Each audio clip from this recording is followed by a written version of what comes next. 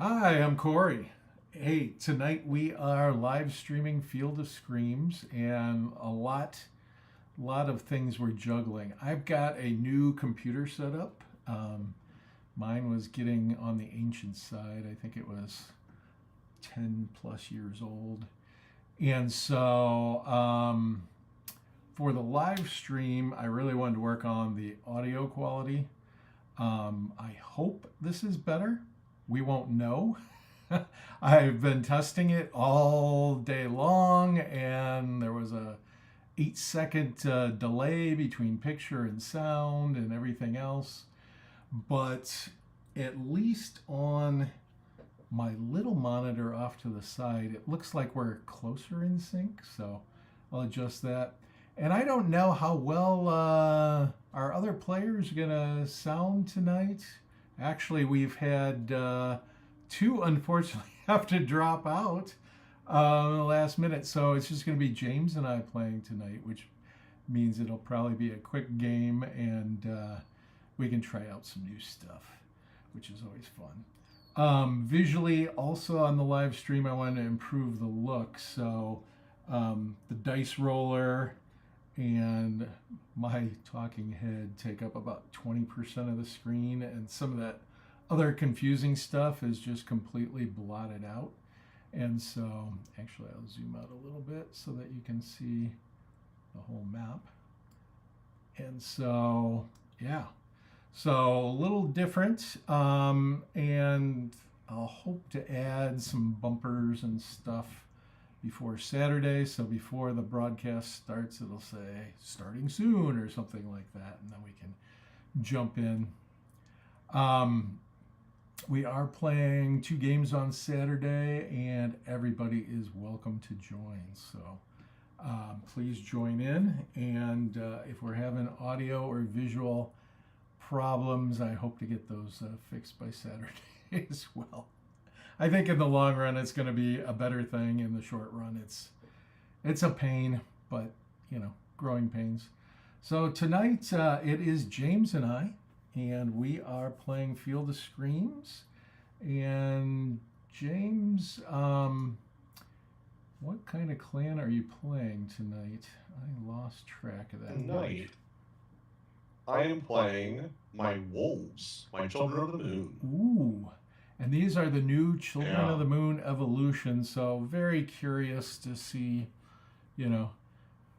what needs to be nerfed, basically. I gave them a lot. I gave them too much. So James has been kind and doesn't yell at me too much when I change the rules. He's like, but I like that rule. All right. And I think you have 6 guys in your clan, and I have 6 in mine. So we are going to get to play with our full clans. Technically, we're breaking a rule because we have more than 50% that have rancor in our posse. I have 2 guys, and James has 6, but I think you have a little 5. one. 5. I have 5 guys with rancor. Yep. And can your little one talk? They can, yes. Yeah. So they would have sent the talking wolf as a representative to Asylum, and wolves are just as eager for money as humans are. My humans are, and so they're going to join in. And I guess I'll let James roll a D66 to see what outlaw we are tasked with returning. An outlaw of justice. All right. 35. 35. And I got to scroll up so that they can see that on camera. All right. And 35. It's going to be something interesting, I have a feeling. Yeah, it's Huntress. Wow. Interesting. Makes a lot more sense that that they sent some wolves. Yeah. All right. So we meet in Asylum. It's probably James's little one and my leader, and we meet with Dark Trader and Brother Asylum, and they send us. Actually, this one, Brother Asylum sends us to track down Huntress, and all we have to do is bring her safely back to Asylum, and we win. But this is the Field of Screams. So getting Huntress from one side of the map across this goal line on the other side, I'll do it so you can ping it. Getting across the goal line on the other side is going to prove to be quite dangerous. Maybe. James and I are veterans. I think James has played way more than me even. So we might know a few tricks. All right, so I'm going to read The Truth of the Reluctant Healer. This is an embarrassment, Brother Asylum begins in his drawn-out drawl. The one we want you to find ain't no outlaw. She's a hero. During the Battle of Nightfall, a soldier saw a big old wolf creature licking blood from a gaping hole in his citizen's back. The soldier shot at the wolf, and the huge beast left off into the night. Well, danged if that citizen wasn't fully healed. The wolf weren't WitchBorn eaten. It was using some kind of healing magic. We want you boys to see if she'll return so we can reward her. I met this wolf when she first came to Asylum, and she can't speak a lick. A fairy would be the best person, except we got this little one over here who sounds like you can talk, little one. So maybe you could explain to her that we want to reward her, and we could always give her a gift too. It's worth your while if you can convince her to come back. So we were able to quickly track down the Huntress, and we will have the little one, well, it could be anybody, appeal to her. Yeah. Because the little one can explain to your highest psyche warrior, a fairy or a wolf. Well, my highest psyche is a three-way tie. At 2? At 3. Oh, wow. Well, Unicorn Blood, the Moon Dancer, and the little one all have a 3. all right. So if your little one is a 3 psyche, she is the best choice. Okay. She'll get her psyche plus 3, and because she understood the entire briefing, she'll get another plus 5 to her roll. Okay. And then we got to decide if we want to give her gifts.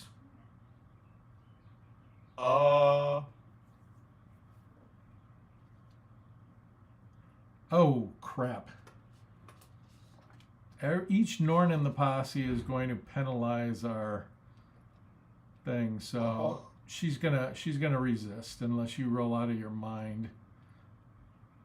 I don't think it's possible for me to roll high enough with a full war clan of Norn, because that's 6. That's minus 42. 48, and then 8 to the good, so minus 40 to the roll. Yeah, so I didn't plan for that. It's kind of interesting that it isn't that we don't get a bonus for each wolf in the posse. Yeah, that's true. Because it would make sense that it's, some level of bonus that I am playing a wolf clan. It's just very clear that you and I should not be working together. But we are. Which type of Norn are you? I'm fated. I would say that the wolves probably have a particular problem with the Northlanders and the Coven. Oh yeah. I think that the fated are a little bit different. They're definitely a lot more in tune with nature. And then there's the Vonas, the Vona ones, which are generally all around good people. Yep. So My berserker might cause problems because he's a wolf, and so people will be looking at him cross-eyed. All right, so we know in advance that Huntress is only going to come along as a reluctant and restrained prisoner, so we're going to have to tie her up. I don't know that we have anybody strong enough to carry her.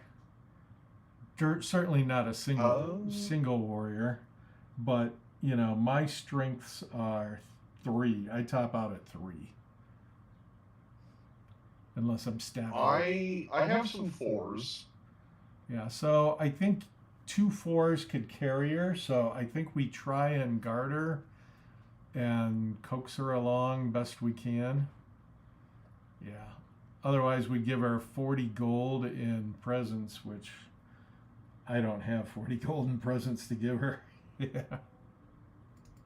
I have an amount of gold, but I don't really want to dump 40 gold into this. Yeah, I don't blame you.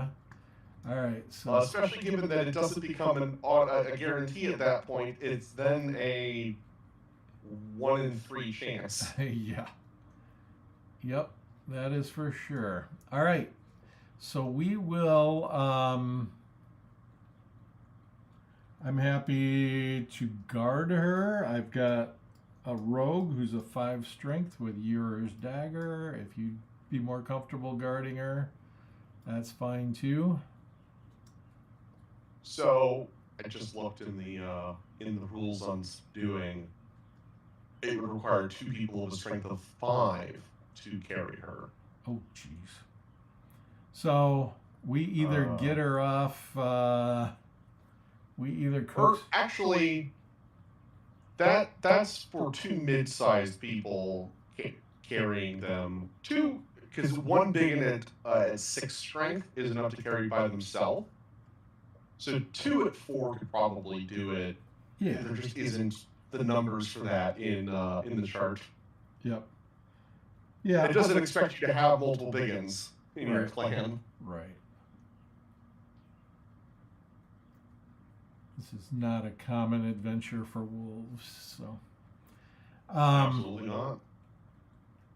So, do you want to take over guarding her, or do you want me to go since I have the 5 strength option?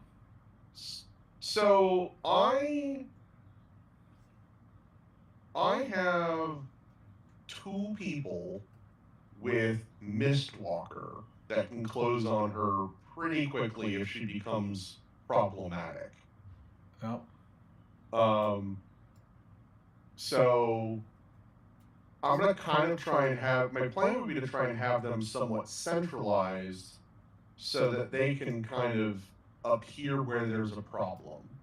Sounds good.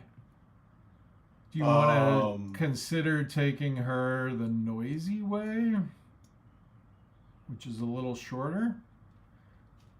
I think that that's probably the best, since we're so familiar with this. I think that, we can actually start with her up there. I thought we always had to start with her down here. No, that's usually just the safe spot. Okay. Well, yeah, in which case I can have my Packmaster. Why don't I start in the grass? Since it's not I have my Packmaster there, and Troll. Actually, we're gonna swap those. Because Troll Slayer has a charge of 5. My Packmaster has a charge of 7. With Mistwalker. Nice. So, I won't make any noise while doing so, and it would be kind of a shame if I just used Mistwalker to escape the battle map, because those are some of my best guys. Yeah, we may need him to carry Huntress when she gets out of line. Yeah, exactly. I also have the bombardment of mind throwers. Oh, nice. In the form of every single person has a 3 psyche has has rolled her master skill and has mind throw, or started with mind throw. And then my whelp has boulders and hunting blades. So I have a lot of options. All right. I think I can put my little one over here, because with stalk, I'll move silently in this clearing area to start. So that's one less noise that we will have to worry about. Sounds good. Alita, my mage, has breakaway, so she has a long and hand speak, so she can charge a long way, cast a spell silently. So I am going to try and cast Indomitable as a prep spell, and she is a. I believe that's auto. Is it? Oh. Indomitable is auto. Fairy Sight is a feat. Oh, okay. That's how I remember it, because sharpshooter is what one of them is emulating, so that requiring a feat makes more sense than the well, I'm stronger than you in melee combat one. All right. Well, Indomitable makes my worthless leader worth something, so. Yeah. I would also. I would be happy with Indomitable on the whelp as well, because I think you can affect multiple people, right? Yeah, I can do 2, but once the game starts, I can silently do 2 more each round. Oh yeah, that's fair. That's super fair.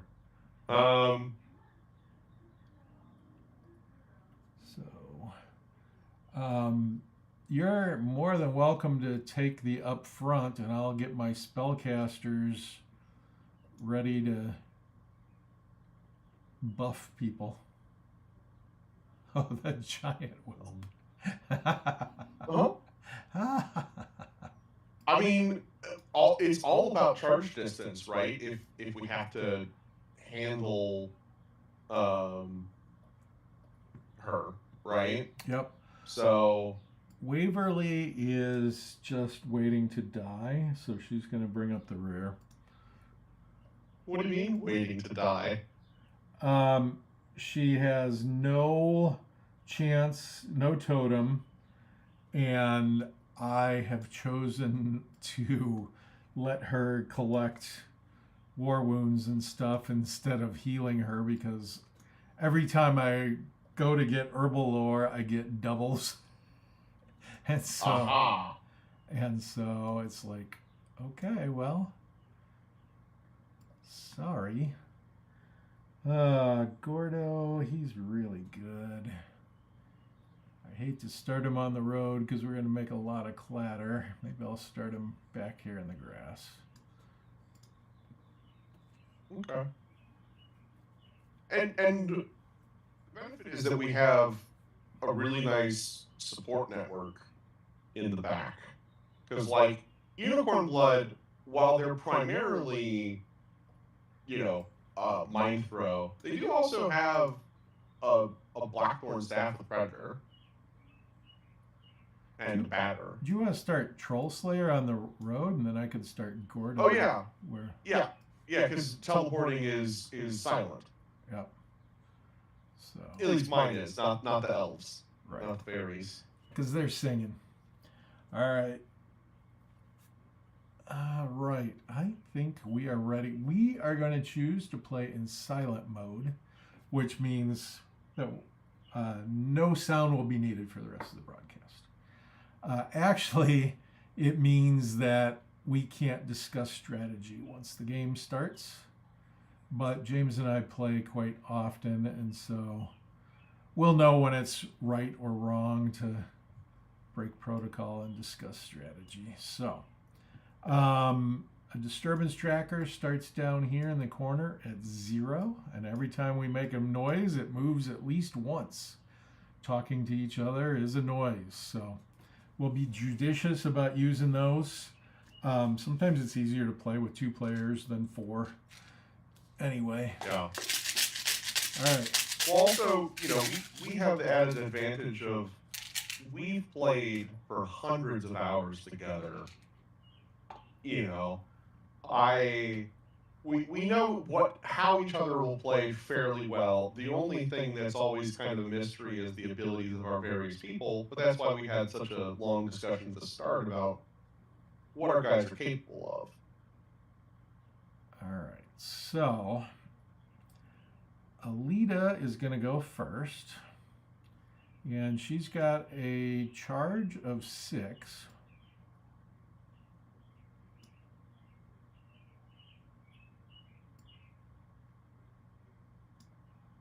And she can see that gigantic whelp and that packmaster. And so she is going to silently cast Indomitable on those two. And because she started on the road, that costs a noise because she can cast spells with her hand speak. It did not cost an additional noise, so that was totally worth it. And your Packmaster got it too. Yep. Had to find a little helmet. Gotcha. All right, we are up. Obviously, Karen, my rogue who is guarding a huntress, is going to wait to go after her turn. And I think Stevens and Welp are going to sit. So I'm going to go with little one. Okay. And this is more of an explanation for the people watching, but, you know, early on, a lot of our early moves are kind of time wasting until Huntress goes and we know how badly she's misbehaving. Yep. And you'll note that little one there is in hiding. She's got a skill called Stalk. And so she didn't make any noise when she was standing on the dirt there. She's sneaking through this grass that's over her head. All right, we're up 3 in a row, so we are guaranteed that the next chit pulled is going to be either a Huntress or a random discovery, and it's most likely to be Huntress.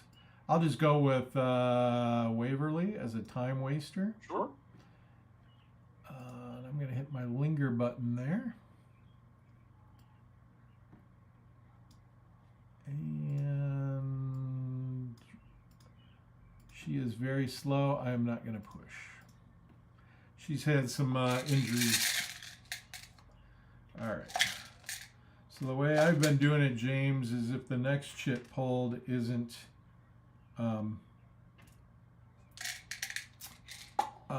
Huntress. The discovery. Yeah. If it isn't the discovery trigger or Huntress, then it just goes straight to Huntress, and that way the discovery trigger will come out randomly. All right, I'm going to ask James to roll 2d6 for Huntress. And there is a guard in reach, so we're going to use this table. And that's an 8. 8. All right, so this one's called Leap Away. And so I have to read the book and see what Leap Away exactly does. Huntress feels trapped, so leaps to avoid her captors. She evades automatically, though only leaps 4 paces if hobbled. She is. She angles towards the nearest battle map edge. All right. So she's going to go north, and leap allows her to evade without me getting to do anything. She can't leap that elevation there. So she's going to leap back there. And that's doubly bad for us. She makes a noise for leaping, and any backwards movement causes a noise as well. So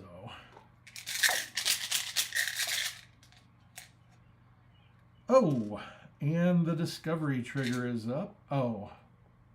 Actually, I can activate immediately and know that I'm going to get the discovery trigger. I'm just going to put it back in there randomly.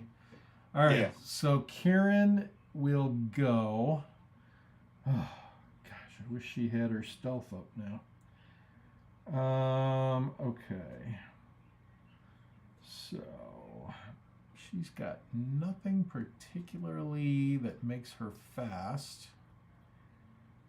I'm not going to sprint.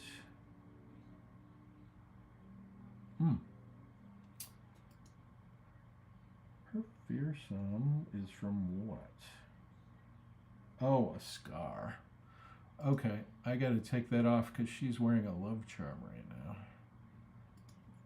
That cancels out fearsome. Alright, so she's going to head up this way, and I'm not gonna worry about pushing twice to get next to because I'm fated. I don't have rerolls, so that could be a bad thing if I fall in the grass. All right. Well, do you want to go, or Gordo will go if you don't? I'll have Troll Slayer go. All right. This way we'll have a guard in reach for next turn. This is a Mistwalker, I believe, huh? It is. Troll Slayer got Mistwalker when they became blooded after killing a troll. Oh, in their what a second cool adventure. What a cool thing. Yeah. So I'll just vanish and reappear next to Huntress, and telepathically be like, "Come on, we're just trying to." Bring you back for a whole reward. Why won't you believe us? It's like, why would we be working with the Norn to do something horrible to you? Right. That We doesn't make would have sense. done it already. All right. Yeah. Well, the discovery trigger did come out, so let's see what you get. Oh my God. Well, this is going to make a really strange thing here. 4 shadow points. Uh-huh. You don't happen to have rune stones or anything cool, do you? No. Okay. I know one of the wolf clans had rune stones. I'm like, this would be a great one to redraw. This one's called Pond Scum. Pungent odors accent a choir of croaking bullfrogs. One of your feet slips left, another slides painfully right, and suddenly you're careening on your belly down a slickened path of matted prairie grasses, wild brush, and twisted cattails. You splash headfirst into a shallow pool. A bullfrog-headed humanoid erupts from the water, croaking its rage as it tries to skewer you on the end of its flint spear. The splash and subsequent attack is going to cause us 2 noises. All right, so I'm going to do that first. We're only up to 5 so far. And Pond Scum is off. This one is a very involved one, as you can guess from a 4-pointer.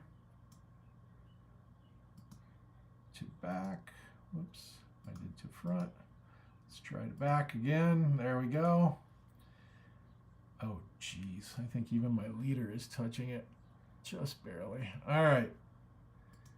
So, knock down the Discover on the Pond Scum template where indicated and mark them with a turn chit. If you already have a chit, add a strike last condition marker too. All right. Isn't really complete. So I'm going to just assume that we're all knocked down and striking last.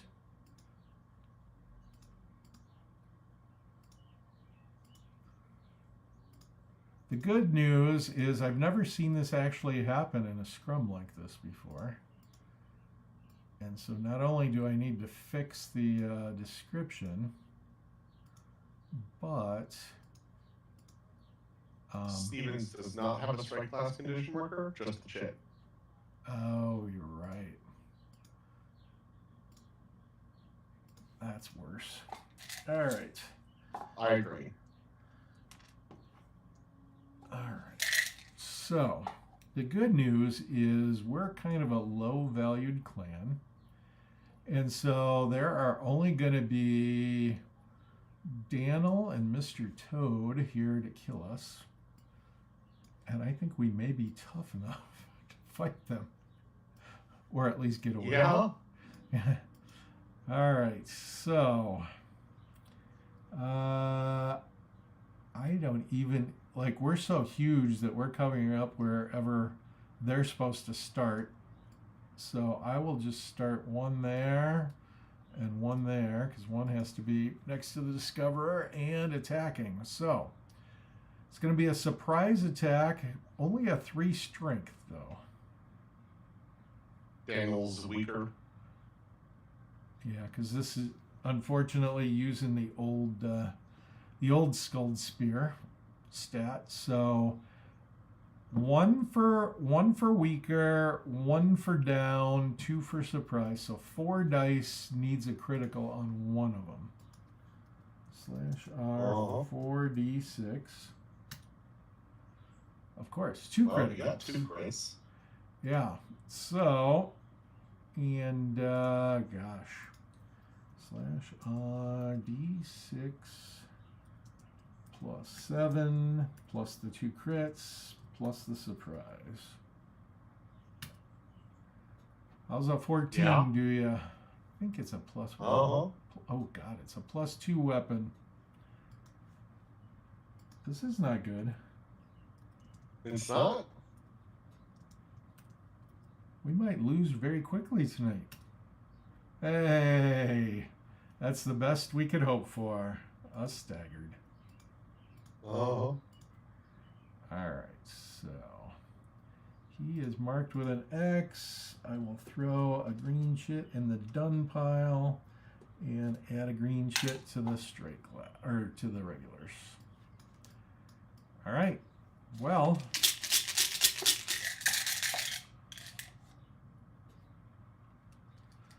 we're up. Gordo is going to get as close as he can to the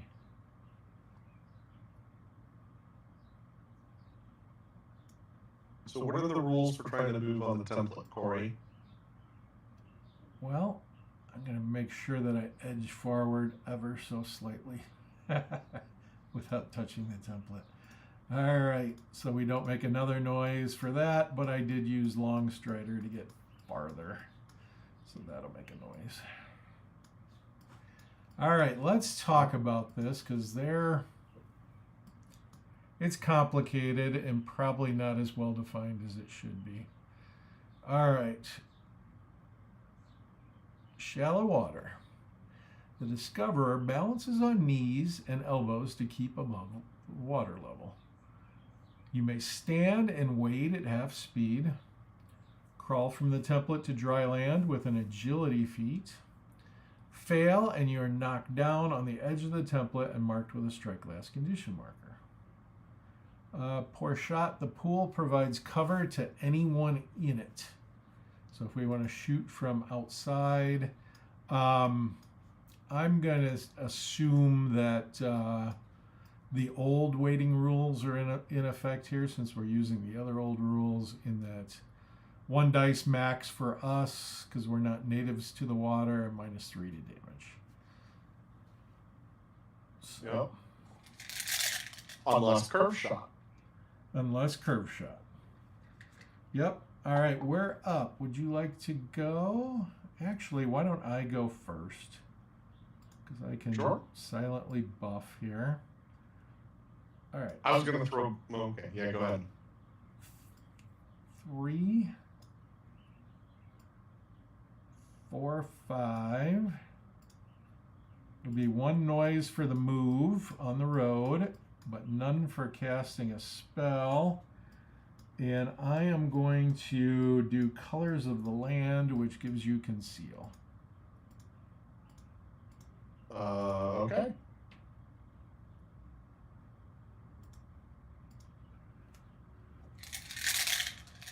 I think a big gargantuan guy needs a little conceal. All right. We're the only ones. Oh no, we got an Endura in the Mr. Toad. Yeah. So you're up if you'd like to be James. If not, I can stall. Yes. Whelp is going to charge forward, not get in the scummy area. Make a little Yep, noise just on barely the out. road. And I'm going to throw a boulder at Mr. Toad. Okay. Do you have curve shot? I do.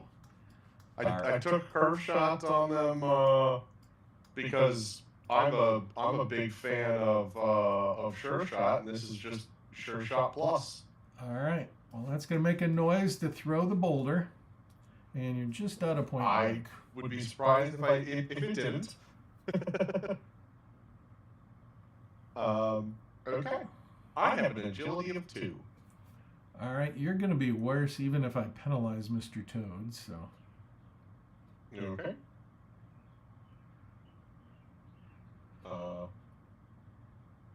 I missed. Yep. And Mr. Toad feels like he's dodging a bullet there. And he has to be up because that was 3 in a row for us. All right, and so they're going to concentrate their attack on Troll Slayer. So he gets over there. He also is armed the same way. So now he's up to a 4 strength with a downed opponent. Equal. So he gets 2 dice, but doesn't require a critical hit. Yep. See, we do talk a lot, even though it's silent mode. All right. Yeah. Well, it'd be really weird if we weren't, communicating at all, especially for a live stream, right? Yep. So does a parry hit get you? I do have parry. Oh, fantastic. Let me make sure he doesn't have engage or anything cool like that. He does I'd be sad. not. All right. It's got some interesting stuff. He's not going to waste an evening primrose on that. So, it is just us. So, who do we got left? We've got Packmaster, Moondancer, and Unicorn Blood in any order there. All right, well, we'll start with Packmaster. Packmaster is going to miswalk to over here and achieve the high ground.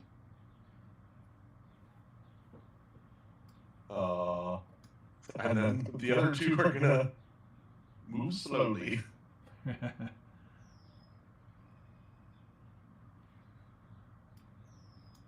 I could leap to move faster with Unicorn Blood, but I don't think that that's worthwhile for the noise. Probably not. All right. Yeah. I'm just looking at my stuff. Okay, that's the end of the round. We finished with exactly 3 in a row. Yep. And I've got, let's see, Huntress is the last striker. Yep. I've got 1. Do you have 1 on Troll Slayer? Yes. All right. And Huntress is also a last striker. All right. Yep. And then because we had 3 in a row, what I've been doing is I've not been throwing the discovery trigger in the cup. I've just been throwing in Mr. Toad and Dale. I agree. All right. So let us go. It's going to be Daniel up first. And let me review his stats there. So one way or the other, he's only going to get 1 attack, so you might as well do the one that does the most damage. All right. So with the assist, he's equal strength, and you're still down. So he's going to roll 2d6. And you have tough hide or a shield? I do not. Okay. So you're hit on the one that usually hits less. That's interesting. And his damage at a standstill is only +5.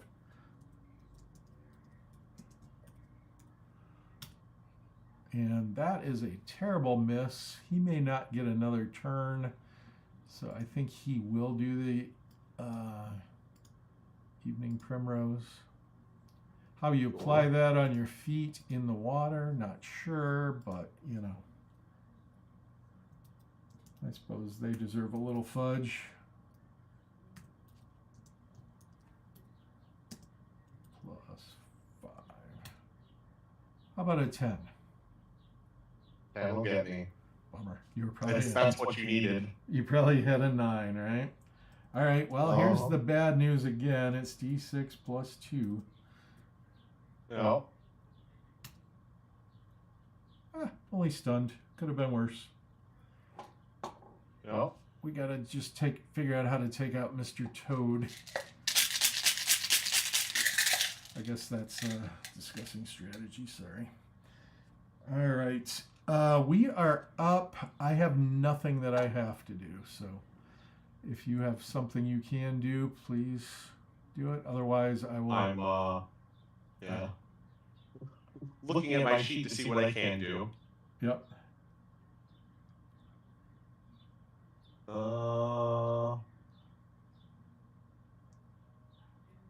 God, that background blends in so well. I can't tell if I'm able to reach with longer reach on my Packmaster or not on Daniel. It's actually a different elevation, so you won't be able to. Well, I mean, even if because I could walk down here for a surprise attack. Yeah, but what I'm saying is the water is -2, so it's a different elevation. Got it. Okay. Huh.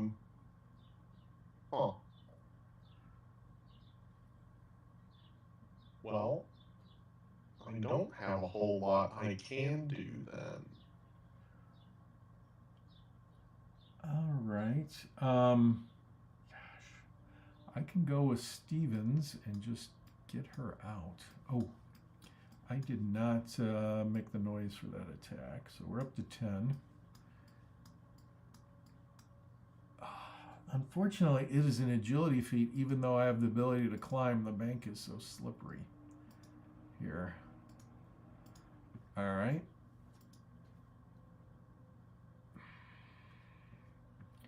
You know what?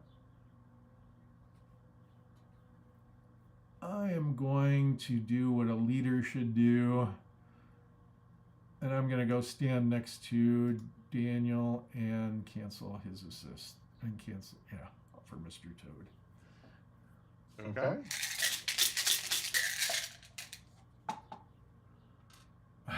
Speaking of which, freaking Mr. Toad is up. All right. So, weaker, down, stunned, 3 dice, but I do need a critical. Yep. No critical. Hooray. All right, that was a noise. So let me back up, and we're up to 11. And it is within the marshal's purview. He can tell people that where the noise is, you know, if they're not paying attention. Yep. So, all right, we are up. Let me make sure Huntress is not like a Die Hard or something, because I don't have her shit in the cup. She is not. Okay. She is stout. So you can stand up down there, which means that I could, just clarifying for rules, I could miswalk to next to Mr. Toad and stab him then, correct? Correct. You'd be 1 dice max, -3 to damage, but you could do that. Oh, which is less good given all your bonuses. Correct. Okay. That's why I didn't even bother to try and charge Daniel. I just said, I'm going to stand next to you. Yeah.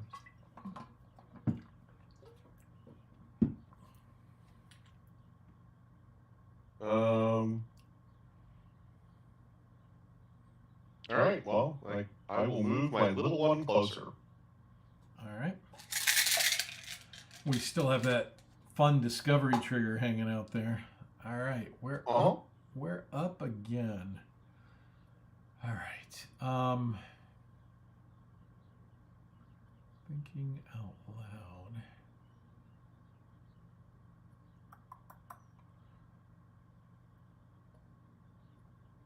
Really doesn't have any rules for getting in the water. But I'm going to assume it's an agility feat to keep my feet. So I probably don't want my 2 strength berserker in there. So I think I will go with Alita, who has a charge of 6, half speed in the grass. Actually, let me tuck to one side. And I'm going to get an Indomitable off on hopefully both of your guys silently. Unicorn blood is out, yeah. He's out. So Moon Dancer and myself. Okay. She's actually quite a good fighter. And that was 1 noise for moving backwards, correct? Correct. Okay. All right. And we're up 3 in a row, but we're the only ones in the cup. So Dev is going to... How many can I get with bark skin? 4. There's no way I'm going to get 4 people, though. Dev is signaling Gordo. So Gordo is going to walk over to Whelp without making any excess noise. I guess that's as close as I can get without going on the road. Mm-hmm. And then Dev is going to go, and he's going to go, we'll call that 2, 3, 4 with his charge of 6. And cast a spell silently on the road, so it's going to cost 1 noise. And all 3 of us have bark skin, which is +1 defense. Oh, okay.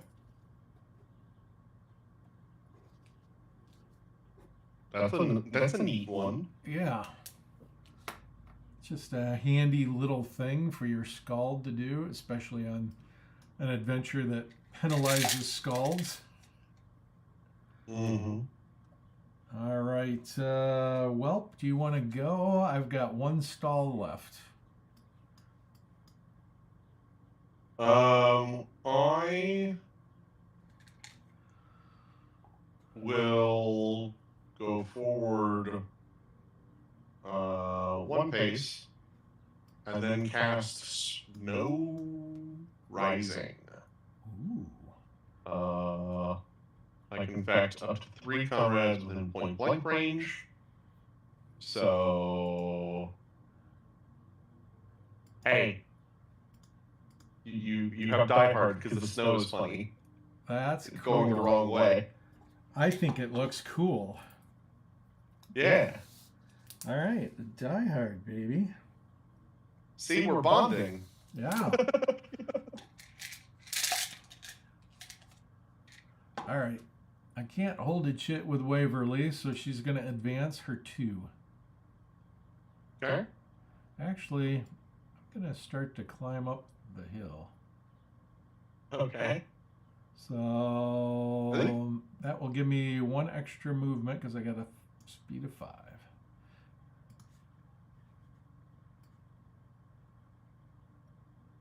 That may come in handy at some weird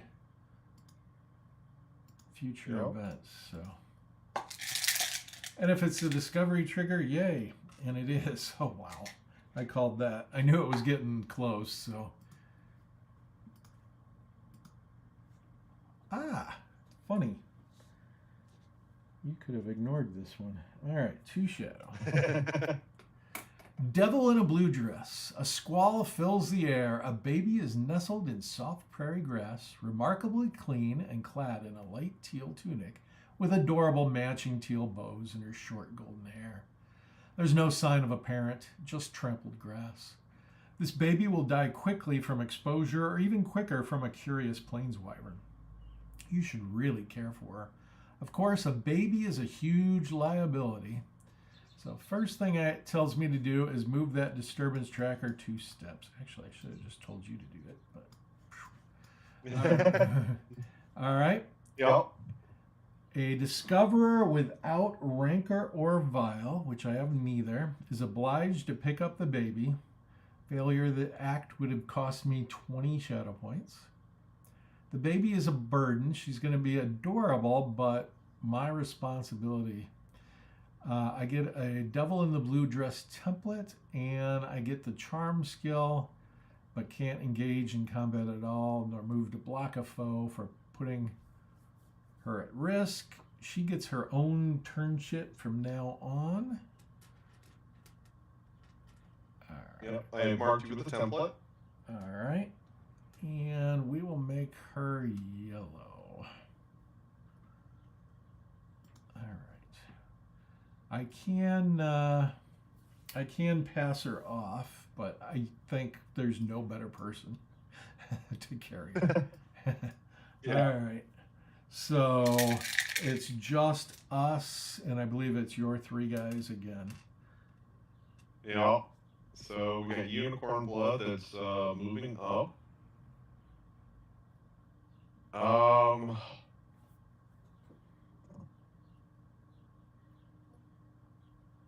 I have is a lasso on Packmaster,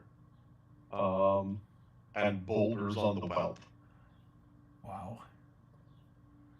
Well, not, it also wouldn't help because they're in melee with me.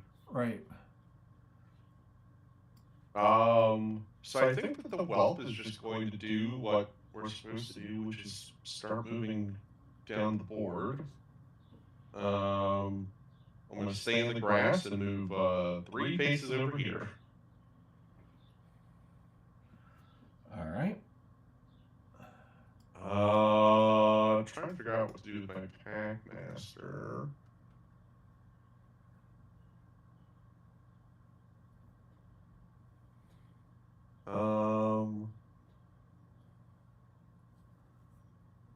Might as well try and lasso one of them. It can't cause injury. I know that normally for an oops you injure someone if they're in melee, but I'm using a weapon that can't cause an injury. How would that work? Never came up. It's a shot into melee, so -1 or 1 dice max, -3 to damage. And if you oops, I think just your lasso is lost would be the fairest thing. That's fine. They're half a gold each. I have a spare. Exactly. Well, we're gonna give it a try because precious little else to do. All right, I miss. All right. The lasso's hook end splashes harmlessly into the water. All right. So in the last strikes, it's got to be Huntress first, and this is a very key roll. So I'm going to let you make it. She, heard what you had to say. She's in danger, and she is within reach of a guard. So roll 2d6. 8. So close. Yeah. 9 would have been stand. All right, so she's going to stand for 3, and she's going to leap out, but because she is hobbled, she can only go 2, which may not even get her out. I guess it will get her out. It'd only be 1, correct? Because standing was 3. Yeah, leaves her 4. Oh, yeah, half speed. All right, make an agility feat for Huntress. 3 agility. All right, she succeeds. All right. Well, at least she's out. We can deal with her now. All right. We're Yeah. going to finish with 2 in the last strike. So you heal yourself first. Yeah. And then Karen is not going to get real far here. She's going to stand up for 3.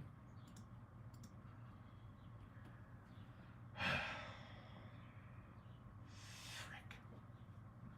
Well. Oh. The leap was a noise.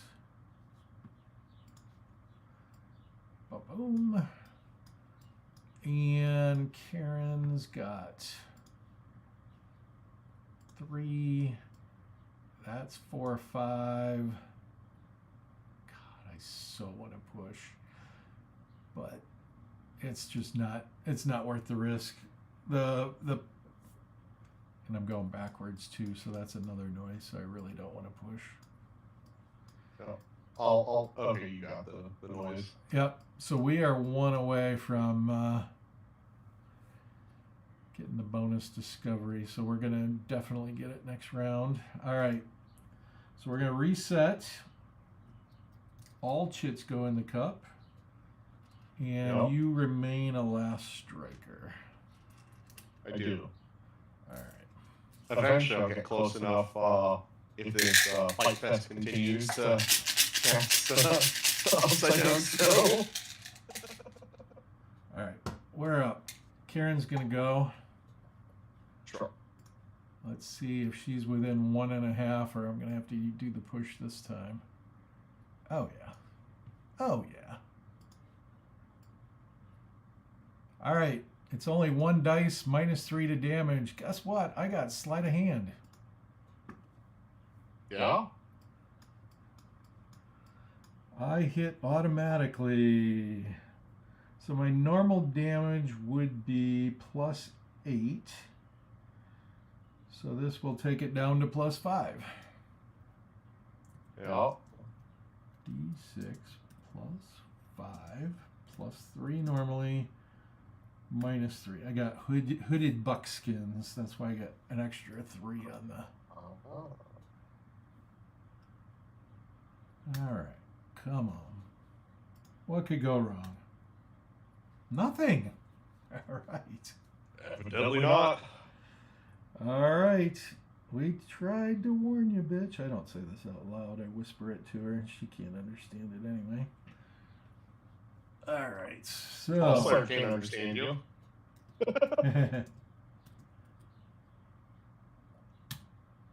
All right. She is stunned. Okay. And Karen gets the noise extra discovery. Yes. All right. So Huntress, I'm putting her in the last strike. Yep. Go ahead and move the noise tracker for me. I'll jump over. 2 shadow points. Cold spike.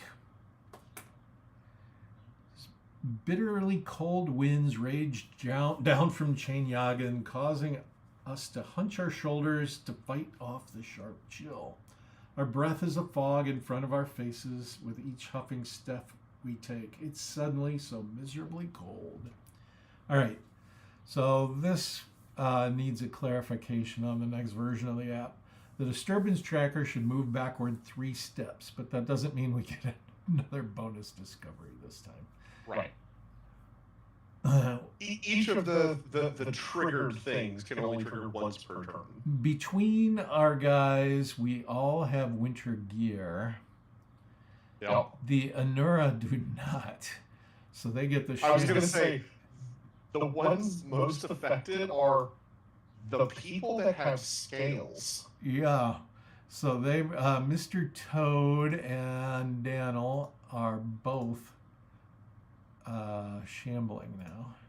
They're shivering. And the rest of us, we don't care much. Yep.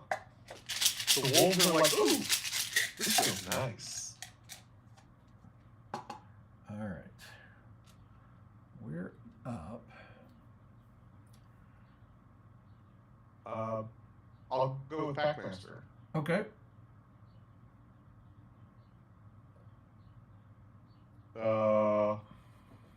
God, it is impossible to tell where the border of this thing is. Okay. Yeah, it blends in nicely. It is right there, but I don't know if that helps. I could draw something. Okay. I am going to What if I miswalk to there. If I select it, no, that doesn't highlight it. And get a surprise attack on the Huntress. Oh, nice. All right. So that's a backwards move plus an attack. So that'll cost 2. Yeah. Yeah. But I have a strength of 4. All right. And a surprise attack. And she's stunned. So 5 dice? She's a 4 strength, I think. Nope, she's only a 3. Okay. Yeah, she's a huntress. I was like, I think that she's only a 3 because that's their base strength. Yeah. So yeah, 5 dice here. Oh, thank goodness she's stunned. Oh shoot, she's got stout. Okay. I'm not gonna make you re-roll, but. Well, yeah, we knock off the last dice roll, which was a 3. Yeah. I don't think that she has both parry and tough hide. She does not, and she doesn't have enshroud. So yeah, you hit her. All right. We're getting some auto damage there.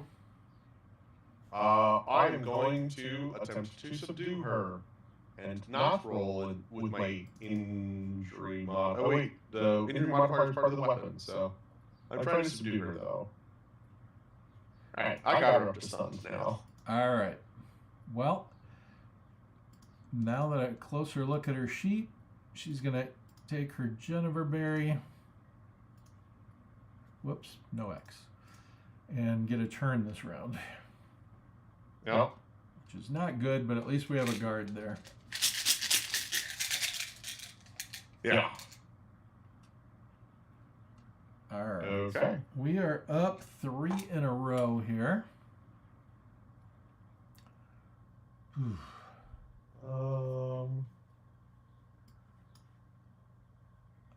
Alita is going to, she's a biggin. So Alita is going to charge north and risk the noise.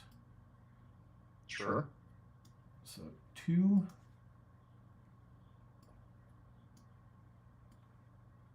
3, 4. How did I get the wrong tool here? 5, 6. So that made a noise. If you wouldn't mind marking that, James, and she will silently cast Wall of Thorns. Okay. Oh, where is that? Oh, I'm not going up far enough in my spell templates. There it is. Ron always knows right where it is.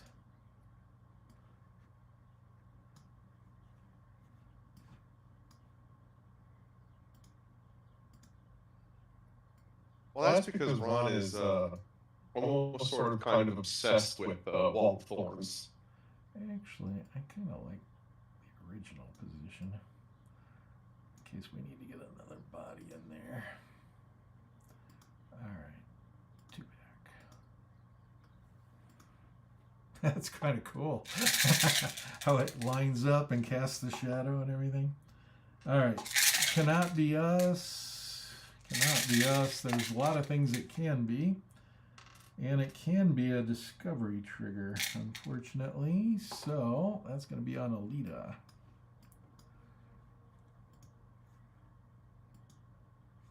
Ooh. Well, I'm going to get 3 shadow points out of this one, and it's called Fallen Log. Guess it gets her closer to 3rd level. James, go ahead and roll a d6 while I'm reading this and add a Plains Wyvern Queen to the map. Meanwhile, I'll read this for the audience. A tree trunk bars my path. I try to circle around, it swivels in place. This is not a decaying log, it's a Plains Wyvern. Its fiery eyes gleam with desperation. It charges. This male has a queen to impress. All right. Mark the wyvern with its shit. All right. So, whoops. I didn't mean to hit that button. I meant to hit this button. Our wyvern is Newt. Newt is not much more than a tadpole, but has hatched a plan to seduce a queen. He targets riders over even the nearest warrior. This is virgin territory, but he's going to bring an impressive offering. All right, so Newt. And yeah, advantageous spot. Let's see exactly where he's supposed to start. 2 paces. So Pretty close. Yeah, about there. We're being nice and not having him start on the road. There is a reason for it too, that he doesn't mind making the noise, but he does mind being more visible to missile. Yeah, I'm still a little off.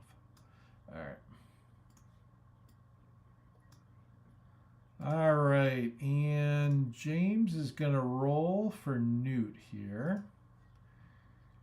All right, and Newt is, let's see if he's better melee or, ooh, he's got a tail whip. Tail whip is the way to go. I'm standing on the road just perfectly for him. All right, so a 3 agility versus a 3 agility, but Newt is a monster, so gets 2 dice. Okay, 2 dice. Shield. Shield. He's immune to my fearsome. Shield does indeed get me no enshroud yet. All right, so his damage is... Oh, was this supposed to be with surprise? Yeah. All right, so an extra +2 to damage. So he is up to a +7 and +8 for point blank. I rolled 1. Alita will take that. Gets everybody in a 1 pace radius. So I'm going to throw up a little aura for everyone to see. Oh, that will get Gordo. All right, so roll damage on Dev. Okay. I rolled another 1. Yeah, that's very handy. And then damage on Gordo, you'll need some big monkeys. And it'd be minus the point blank range, because I don't think he's in point blank of Gore. Oh, no, he is. Yep. Okay. I rolled an 11. That does not get me. Thank you, Barkskin. Ew. Thank you, Barkskin. Yeah. Missed by... I have an 11 defense with the Barkskin. I'm wondering if in a future version Tail Whip should knock victims down. That might be kind of cool. It makes it almost like a mighty. Yeah. So knock down on a crit. Yeah. All right. That was a noise. So we're up to 19. We do not want to finish off that last row, no matter what we do. All right. Well, finally, Daniel is up, and he's not liking Stevens here. So he is going to attack her, and James, why don't you roll a shamble? Check. Yeah, why don't you roll a shamble for Daniel? All right. Can I roll another 1? I rolled a 3. All right. So he is going to be equal strength. Let me pull up his stats, and no No monster bonus because he is a warrior. So just a 1 dicer, which is not bad for a wee guy. Shield will just glance off my buckler, thank goodness. And I have a bear claw buckler, I just noticed, but he rolled a 5, so I don't get to roll damage on him back. And that will be a noise, if you wouldn't mind taking it up to 20, James. And does he have any way to re-roll that? He does, but it's not worth it for a 1 dice attack. So Well, Daniel's already used his evening primrose. Oh yeah, you're right. It's even marked there. All right, we're up. Stevens. Jeez. This is a weird one. So Newt is within reach of the road, isn't he? Yes. Which means that my little one can see him. Yes. Then I'll send my little one after Newt. All right, go ahead. I'm also fearsome, so I don't have to roll against his fearsome. You also have instinct, so you don't care about his most powerful skill, which is conceal. Correct. I have a charge of 3, which is 1 pace here. Oh my gosh. Oh? Is that touching? You can throw up an aura. I think you're That's a couple that's pixels. close, yeah. I think you're a couple pixels out. Yeah. I am, yeah. Oh well. Okay. I'm gonna hit him with a mind throw. All right. So 2 dice. No more, no less. And he also has instinct, correct? Yep. Okay. So tough hide bounces. He has off. tough hide, which I. Yep. Yep. And parry is short. And I don't remember. I think mind throw makes noise since it's moving debris. So. Yeah, and I think it's the same noise as a normal attack. I don't think it makes extra. Right. God. Speaking of. All right. This is the baby. Wah! Wah! All right.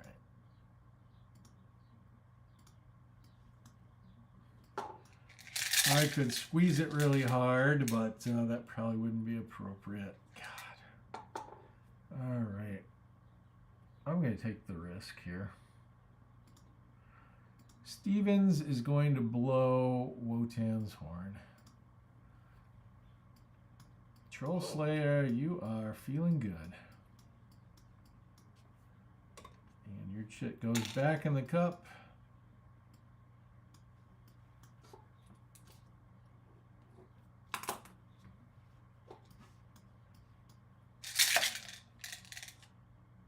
And of course, it's freaking Mr. Toad. I waited too long. All right, well, he is weaker and you're still down. And he's got to make a shamble first. And of course he made it. All right, but he does need a crit. And he does not get a crit, but he does make hopefully one of the last noises of the round. Because we are at, God, whatever that is, 24, 25, 25.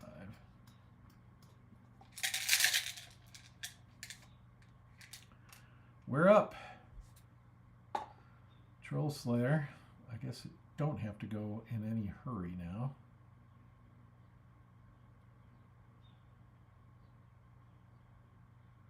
Yeah. Shoot.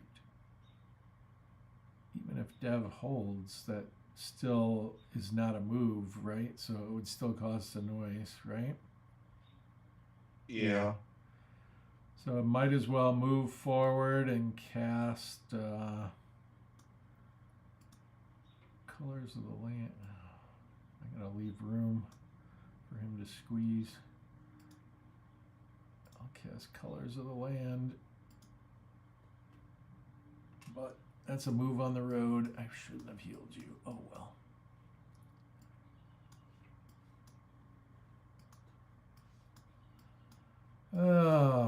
I'm happy to take it. Now that it's entirely too late to, because it's way past it, you should not have used a Woe Transport there. Nope. I was just Mr. Toad was weaker, and yeah, I was just trying to give you a chance to smack him before he smacked you, but that didn't work out. All right, we are up. What you got? I have moving so as to try and not make any more noise. All right.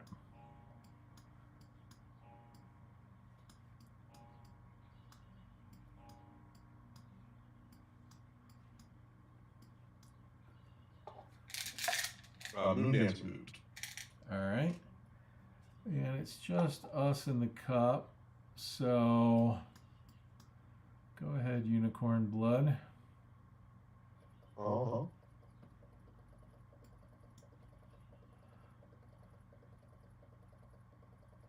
And it is forward. All right. Oh, jeez. Welp. Yeah, Welp doesn't have very far to go. Nope. As long as it's forward, it doesn't count against us. Yeah, I'm gonna get as far forward as I can without making any noise, which is forward. All right. Since I goofed earlier, I'm going to have Waverly go, and she's going to push once.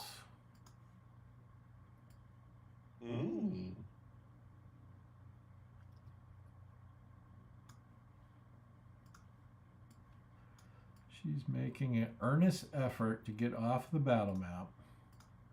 And if she happens with the baby, like with the baby, I don't think you can sprint with the baby, so otherwise I would make this a for sure trip, but darn. I can't push one more time. All right. That'd be a half step. All right. Who else do we got? We got Troll Slayer. Gordo. Yep. You want Gordo to go? I mean, I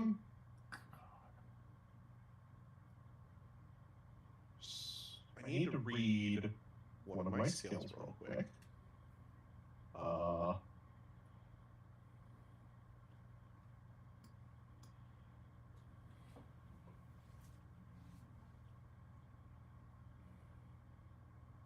Because Troll Slayer won't be able to move anywhere.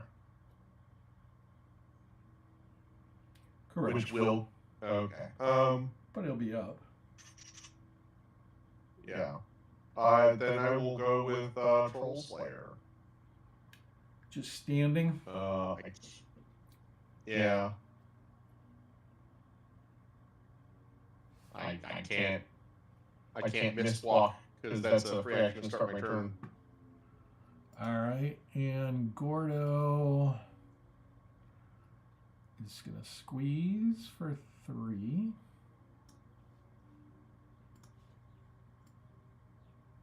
And not make a noise.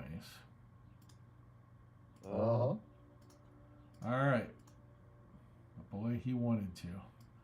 All right, so Huntress is up. Should I give it a roll this time? Yeah, I've rolled consecutive she leaps away, so... Yeah. That's the most common, so it's not your fault, but... I know. All right. /R 2d6. She's got that charming packmaster standing next to her. She should get like ±1 to the roll, right? 11. Rolling in it. Something very different. Yeah, she would have liked the 12 there. Slip free of the hobbles. All right, 11. Rolling in it. This is going to make it harder to catch her. PQR. Huntress flops to the ground atop her ghost salve and rolls around, spreading the foul substance to gain putrid for the adventure. Good luck guarding her. Move the disturbance tracker 1 step. All right. Well, there's a lot of things that are going to happen here. She is on the edge of the thing. But we are going to add a wyvern. She is on the edge of the thing, so she has to make an agility feat to hang on to the lip there. Mm-hmm. And I think as a huntress, she's a 3. I'll look it up if it matters. I believe that is correct. I think it mattered, and Yeah, she she's a 3. But she is knocked down and putrid. And then nobody is getting the points for the next wyvern, which is Haku. Haku is a creeper. Pathfinder gives him unmatched maneuverability through the long plains grass while stalking for prey for an offering. Let's hope he finds a queen that is just as flexible. All right. So he's going to wyvern strike you because you're the closest to the noise. Yeah, it was either Packmaster or Karen. And now that it's too late, we can make From where you can be, yeah. We can make unlimited noises. Actually, he can only start 3 paces away. So that wall is actually helping you. Uh-huh. Alright. But he is starting really close to the queen, so pray that I do not roll well here. Alright, he's purple. Alright. So, he is a 3 agility hairy monster. He is more agile. Frick. Alright, 2 4-dicers on you. Yeah. 4d6. Do you have Tough Hide? I do not. Alright. So his damage is going to be +1 for point blank. So it's not that impressive. And just to note, we've already maxed out the chart. We can make unlimited noise now. Yeah. And fails completely on the first one. Yep. Second one. And to note, that doesn't mean that we should spend the entire time strategizing. That would be kind of a gimmicky way of doing it. But, you know, we're definitely going to be a little bit more open about it now. Yep. All right, so 2 crits on the second attack. So d6 +5 +1 for point blank +2 for the crits. Yeah. 10. It's probably Does not get me. I was going to say it might be close, but usually packmasters are armored up. It does tie. Yep. I got a defense bump. Yeah, nice. I haven't gotten over there with my bark skin either, which has already paid off once. All right. So we have no last strikers, which is kind of impressive. And none in a row. None in a row. And the good news is the disturbance tracker goes all the way back to start, which we desperately need to be able to make some noise this round. All right. I think that was 2 full rounds, or no, that took us 3 rounds to get all the way to the end. I think we did pretty well. Yeah. Yeah, and we had the bonus disturbance and the extra wyvern there. Yeah. Okay, let's make sure I got chits and I know which ones are which. All right. All right, we got some things to deal with, my friends. And we are up first. You want to go to town first? Be my guest.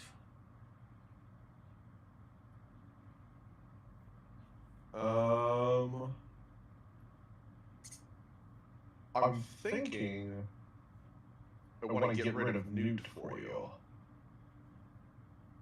So I'm going to go with my little one. Okay. And now I'm running the mental math on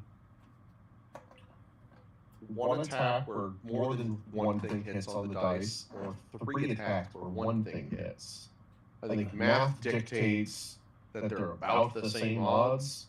So we're going to move closer. And then mind throw at Newt. All right. All right. Unfortunately, that doesn't get there. All right. That is our first noise of the round. No harm, no foul there. Oh, they all have shamble because of the cold snap. Oh, good point. All right. I'm going to put shamble markers on them. Yep. I don't think it would have mattered for Haku. Yeah, because he might was have the mattered last. for Newt. It Yeah. probably would have. Luckily, you rolled terribly, which helped us. Yep. All right. All right. We're up 2 in a row.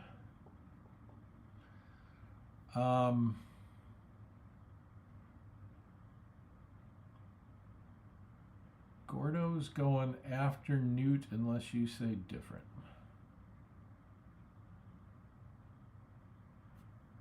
Go ahead. All right. Mostly because I don't want this to count as any kind of strategizing, so I'm just going to let you do what you've declared you're doing. All right. I can get there without using long strike. No, I can't. I got to cut my charge in half. So we'll call that 3, and then 4, 5 will be the last one. So this is going to be a noisy attack. And I don't care about his fearsome because I am fearsome. And I'll take that last step completely into the grass. Just for next turn. All right. So I cross the road. I use long strider and I'm making an attack. 3 noises. This better be good. So I got it. I did it already. You removed it? Yeah. Okay. I'm going to. I'm kind of savage. So I'm going to bite. I'm indomitable, so I get 2 dice. Yep. I've got engage as a skill, so I don't care about tough hide. And I'm a fighter, so I get a 3rd dice.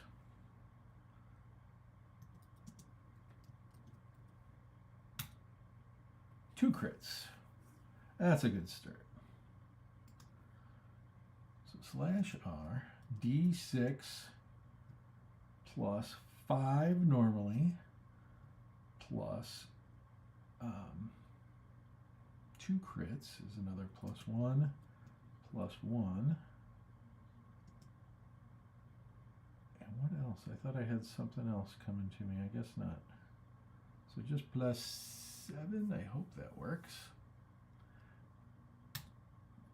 10 is pretty hefty. All right, Newt.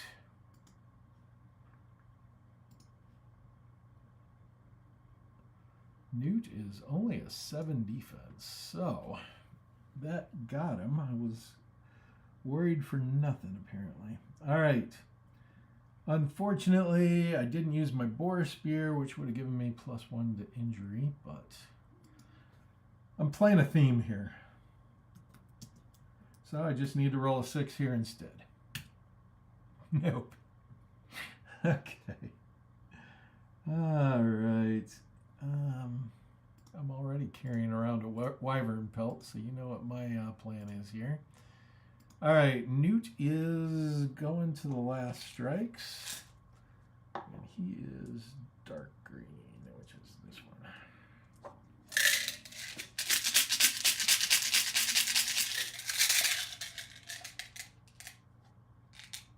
All right, we are up.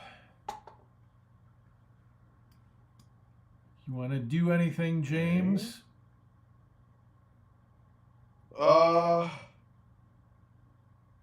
Yeah.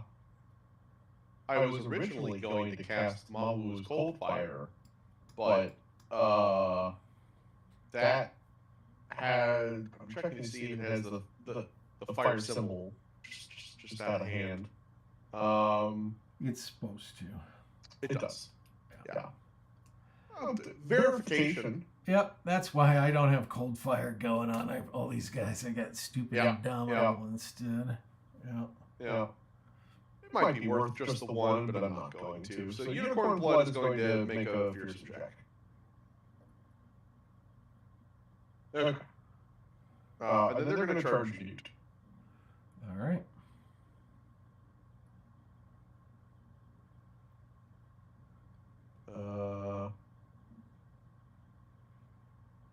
So with the assist, I am strength 4. All right. You are probably stronger than Newt. You are. Okay. Predator gives me a 3rd dice. Hey. Join the club. Oh. No engage. I do not have cat and mouse yet, no. Bummer. I agree. All right. Ooh, discovery trigger. Early this time.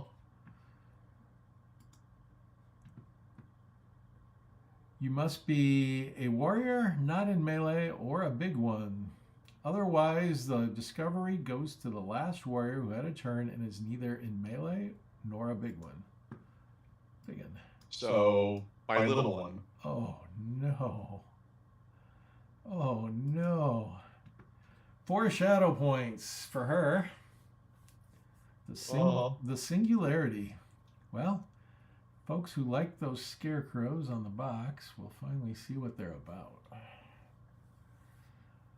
The Sarin Downs was once known for scarecrows striding fields of corn and grain, frightening away birds, elk, and other nibblers. These scarecrows became a means of early warning, too. No one could have foreseen the dire consequence, however. Slaying golems are the perfect vessels for witchborn spirits. Now hundreds of these creatures stalk the downs with unfathomable intent. To your right, a fearsome scarecrow sidles from the deep grass carrying a heavy dragon spear. Another closes from the left, the blood of previous victims spattered on its plaid tunic and trousers. A third cuts off the path in front of you. You start to panic when it speaks in a hollow, disembodied way. We wish you no harm. Our Lady requests to meet you. Will you follow us? That's going to be a noise, James. And neither of us are over 200. So it's just going to be 3 scarecrows. Unless I go with them. Unless you go with them. Which will give us another adventure to play. Yeah.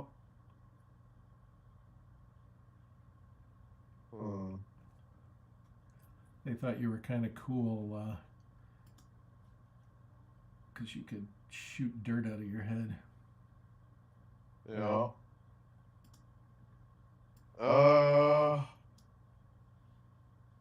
I remember them being kind of a pain.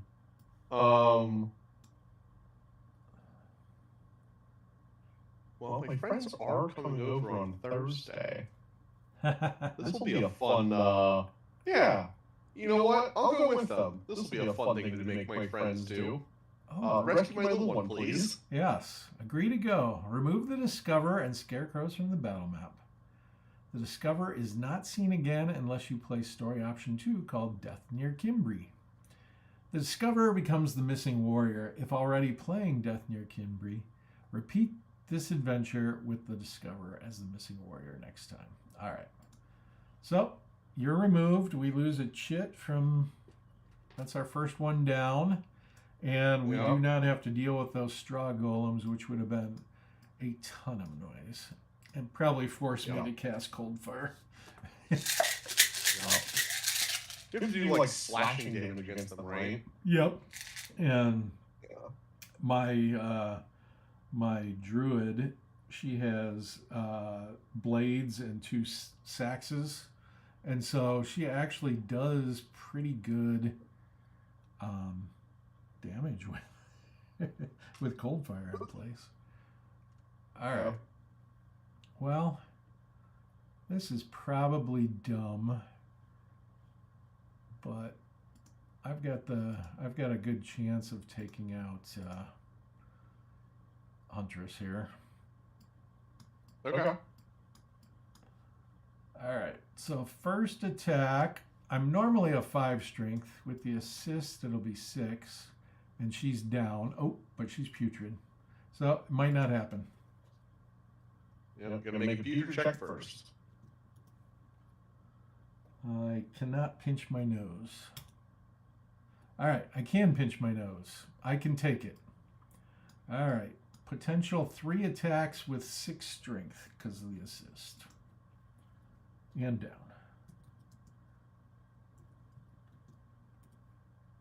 2d6, up 3d6. The fact that she's halfway in and half out is very funny. I know. All right, the shield will get her. My problem is going to be the minus damage here. I'm just kind of fishing for 6s. Yeah. All right. /R d6 plus 5 minus 1.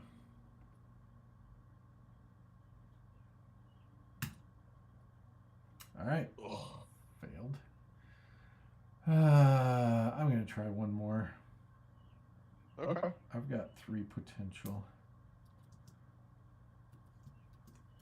I just wanted to get her stunned. Got her. That's 5 minus 3. Jeez. Okay, I'm gonna stop there at 2 noises.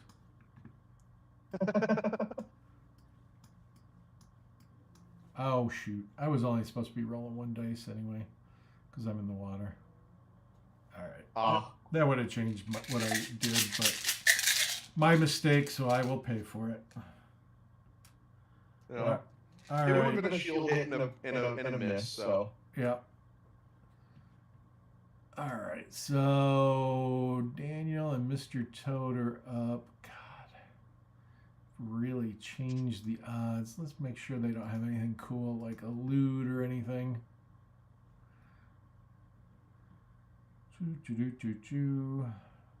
Got a lot of cool stuff, but nothing that is going to help them here. Well, before you think too much about what they're going to do, roll their shamble check first.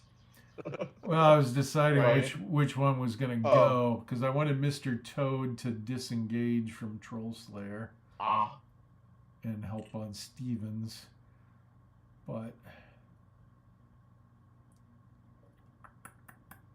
I guess Dan will just go for Stevens, so go ahead and roll the shamble. Okay, the shamble.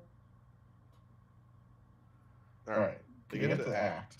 All right, so Equal. Equal 1 dice. Crit. That will get her. All right, and his damage is pretty reasonable. 6, right? It's normally +5, so +6 because of the crit. Yep. Okay. 8. 8 ties. Thank goodness. Oh, thank goodness. All right. And he's already used his evening primrose. Yep. Yeah, he's rolling really low there. All right. We are up. Oh. You got anything you want to do? I might as well roll Packmaster to see if I can salvage the putrid. All right. It's bad, but I've smelled worse.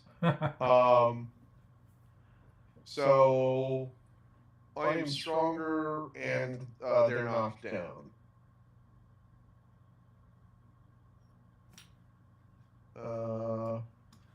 So 3 dice. I got your noise here. Parry. Parry will work. Did that hit 4?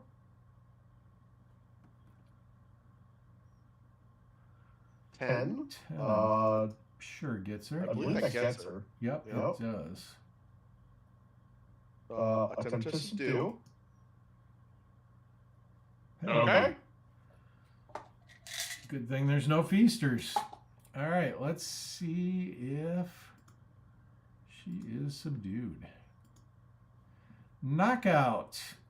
All right, no route feats needed. Yep. All right, so Huntress is officially out of the cup. Technically no longer playing. And she smells like garbage. Unconscious. And I didn't even have to make the second attack. Yeah, so that was really good. And you're strong enough to help lift her.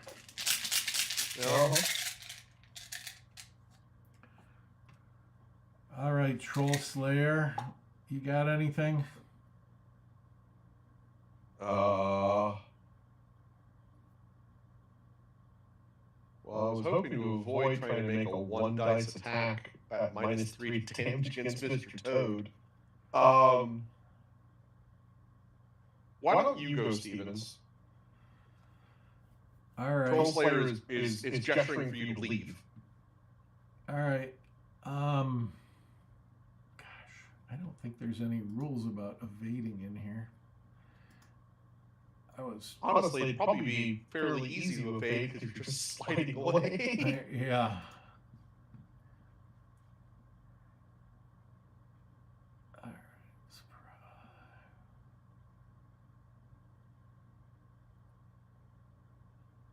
Yeah. I mean, even when it's just the Discoverer, you're allowed to leave. So I get there for 2. And then I am trying to make an agility feat to get up the slippery bank.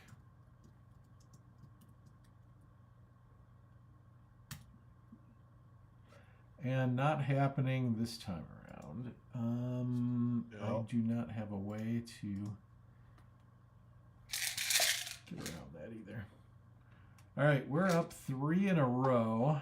So Troll Slayer sounds like he wants to wait. Well, Troll Slayer just wanted Stevens to not get screwed by Mr. Toad when Troll Slayer left. All right, so Alita has got Fearsome. Oh, she can't see Haku. Dang it. Yeah.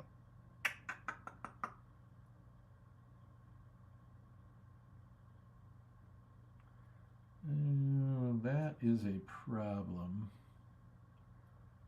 She could scoot in and be stronger than Newt for 2 attacks, but her damage is garbage. Be efficient for 6s again. God. Oh.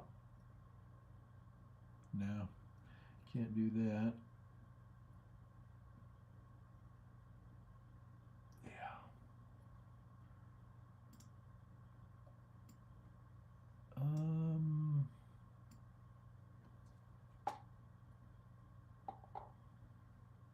Teb's not going to be able to help you. So I'm better off just stalling. Troll Slayer will go. Okay. Troll Slayer is going to miswalk out Oh, nice. to go and start helping to carry Huntress next round.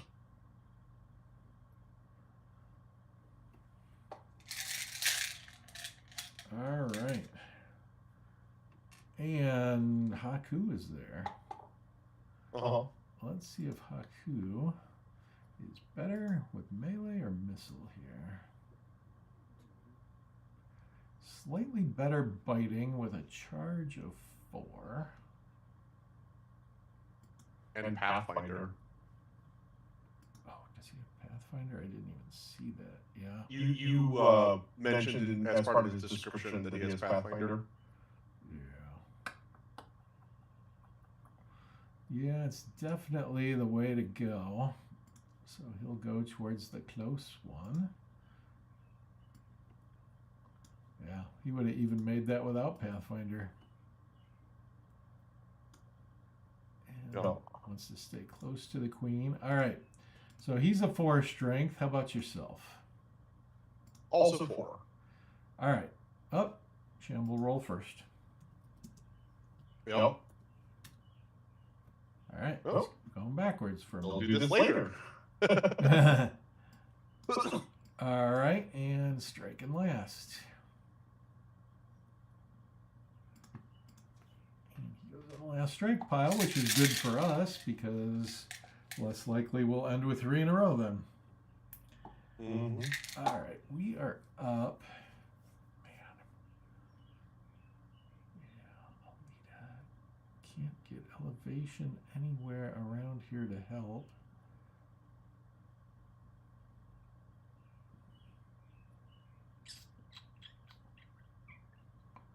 She can see you guys though. It's gonna be a noise. Well, it's gonna be 2 noises, unfortunately, because she's going backwards. But. And give your boys both Indomitable. Okay.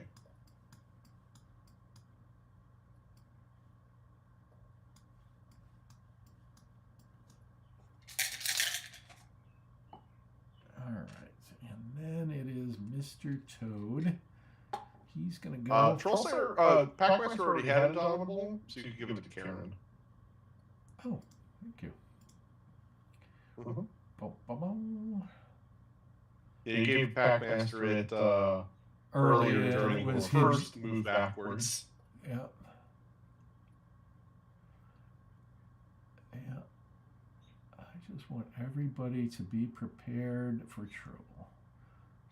The fact that it's costing me so much noise to do it is really irritating me, but all right, so you roll a shamble roll for Mr. Toad. He's going after Karen. Okay. All right, he succeeds. All right. And he can charge at normal speed, so Yep. he's going to get there. And with a charge, he is going to be, unfortunately, stronger. Oh, does he have to make a fearsome roll? He does. Oh, no, she's got the love charm. Darn it. All right, so he is actually stronger than Karen. Because Karen is a rogue and has a 2. Yep. Is that the attack? Well, that's a crit. All right. Yep. It's going to be a crap ton of damage. Plus 8 with the crit. 11 will get her even in her hooded little hoodie. And she does not have deflect, unfortunately. 2 to injury? Yep, 2 to injury. Okay. Yeah. Oh, darn. I kind of expected it. All right.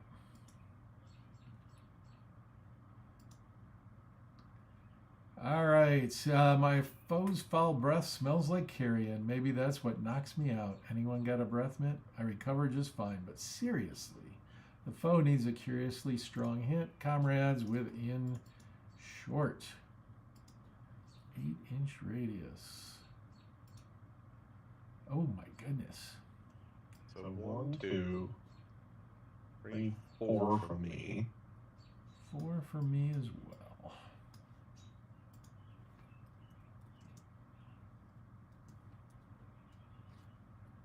Ooh, only 3. One's a lore master. Well, fails. Ooh, I think I made them all. Oh, Well, the whelp's number is a -2. They only failed because they have soothe. Oh yeah, nice. And I don't believe they can soothe themselves. They push my body out into the most unreachable point so that it will take time to recover me. All right. Well, Karen, not only did you goof by making 2 attacks that you shouldn't have been able to make. What confused me was the first time it was sleight of hand, so I didn't roll dice. Yeah. It was just an auto hit with lots of damage. All right. Well, while this game isn't going horrendously, I don't think we can say that it's going well. No, not in the slightest. All right. So Dev is going to have to... Oh, he does have herbal lore. So, well, it can't sprint up a hill anyway. So 4 to the dirt. Or to the road, I should say. 5, 6.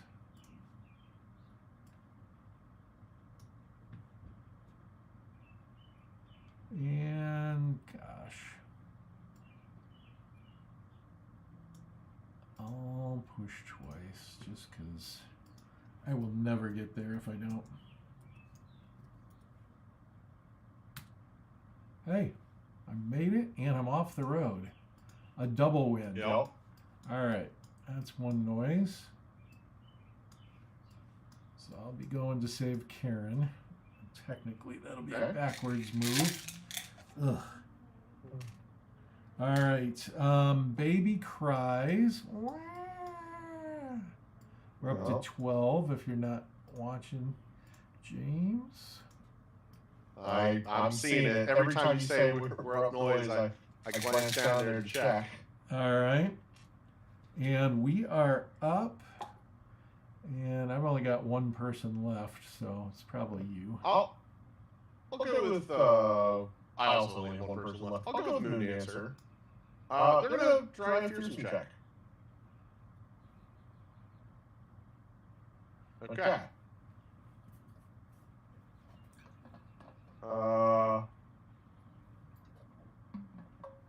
They are going to push once to try and get within melee range of Newt. As part of a charge. Okay. I am indomitable. Yay. And I'm holding what your people might see as a suspicious-looking, familiar spear. Because I have a more spear. Night Raider, you bastard. I am... Maybe I got it as a sign of friendship. Maybe. We've been working together. Alright. Stronger because of indomitable. Gosh darn it. That sucks. I can't roll a hit tonight. No. Alright, we're to 13 noise now. Yeah.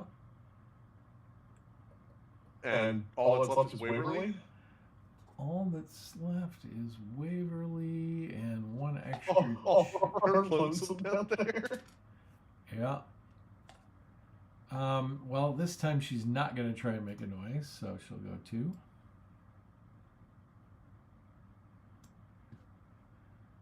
She's like, it's faster to go the other way for me. I'm never going to make it off this map without some serious pushing.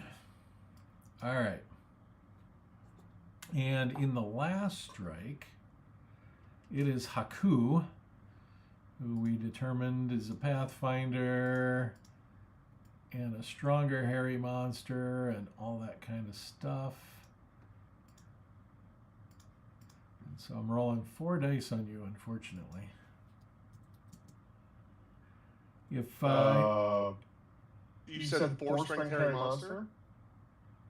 oh, so equal Or strength. was- Yeah. Yeah. So only 3 dice. Yeah. If I unfortunately were to take you out here, there's no way we can carry Huntress off, is there?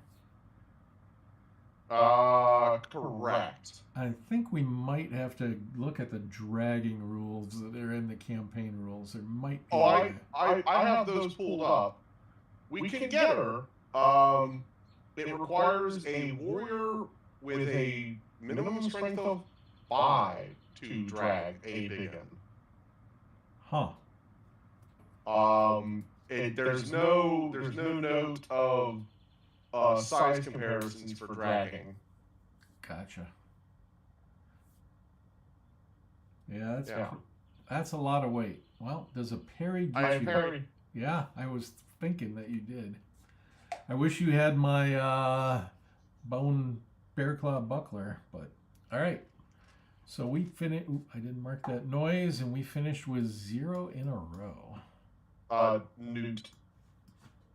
Oh, Newt. That was the extra chit I was missing. Yeah. They are. Newt is surrounded by biggins.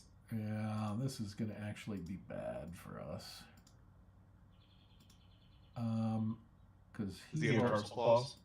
No, he's got the tail whip, which you can use in melee.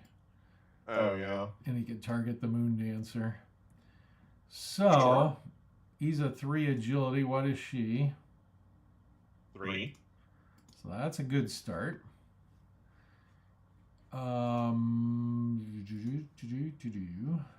He is just a monster. Just wanted to verify. So Yep. I'm only getting 2 dice.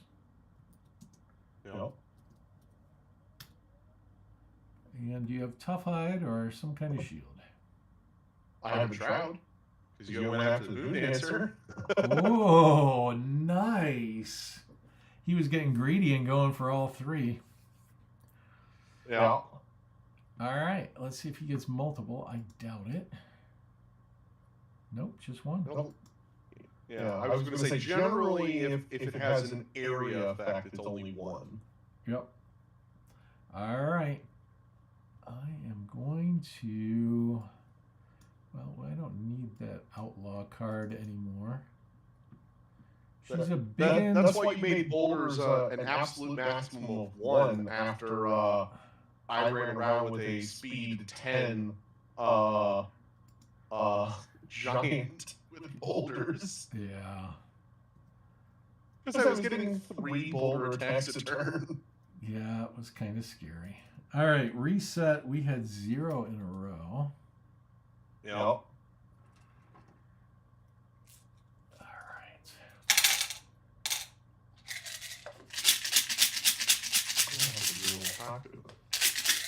We are getting close to a bonus discovery. Oh, Whelp is the last striker this round. Yes. Yes, they are. So I'm going to pull a chit out for him and redraw this. Well, isn't she? The only male in my floor plan is Taskmaster. Ah, she Whelp. All right. Well, Daniel is going to come attack Stevens. Yep. So make a shamble roll, James. Uh-huh. Well. Yeah. You're unerring. All right. All right. Equal strength.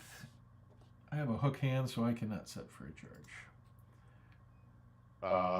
Miss.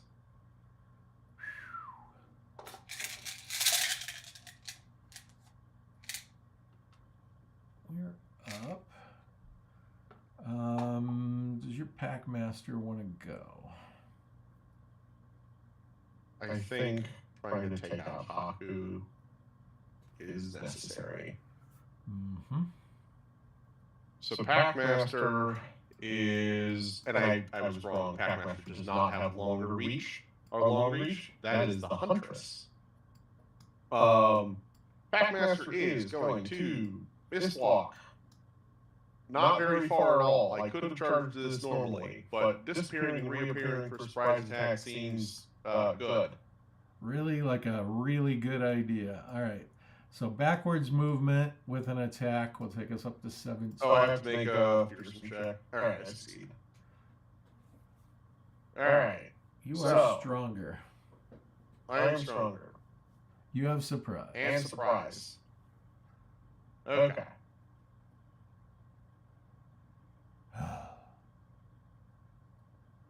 You have cat and mouse? Unicorn Blood is going to command Packmaster. All right. That is a silent command. But, Yep. but does use Unicorn Blood's turn. Yep, but I think that it's necessary. Yep. Okay, there's Parry will parry. work. Please tell me he doesn't have parry. Parry will work. He's carrying a little tiny dagger to get you. Yep, okay. So plus that damage because of the surprise. So 14. 14, I'm not even going to look it up. That's okay. Good. I guess I do need to look it up for deflect. Yep. Aku had a 9 defense and blew it out of the water. Yeah, does not have deflect. Awesome. Get out of here, Haku. All right. We needed that. And this is a bone pike, so I will redraw if it is a knockout. It is a knockout, so redraw it and get a knockout instead. Okay. You get his armor, which is nothing. Okay. All right. That is quite interesting. And I will not skin him as much as I would love to. Yes, because he's probably worth a bit. All right, we are up. This will make 3 in a row. I believe that I can see Anna. I can. So Alita is going to potentially save you. I don't know if you were within range. You have to have elevation to see people in clearings. I was just looking this up earlier, boss. Oh, okay. Yeah, I was like, because creatures in a clearing are only visible from elevation. Ooh, bummer. There is no elevation here, so somebody else can go if they like. Gordo could go. Go with Gordo. Yeah. I forgot that Newt was healthy. Uh-huh. All right. Gordo is going to bite, which limits him to 1 freaking attack, but stronger because of Indomitable, Fighter, and Engage.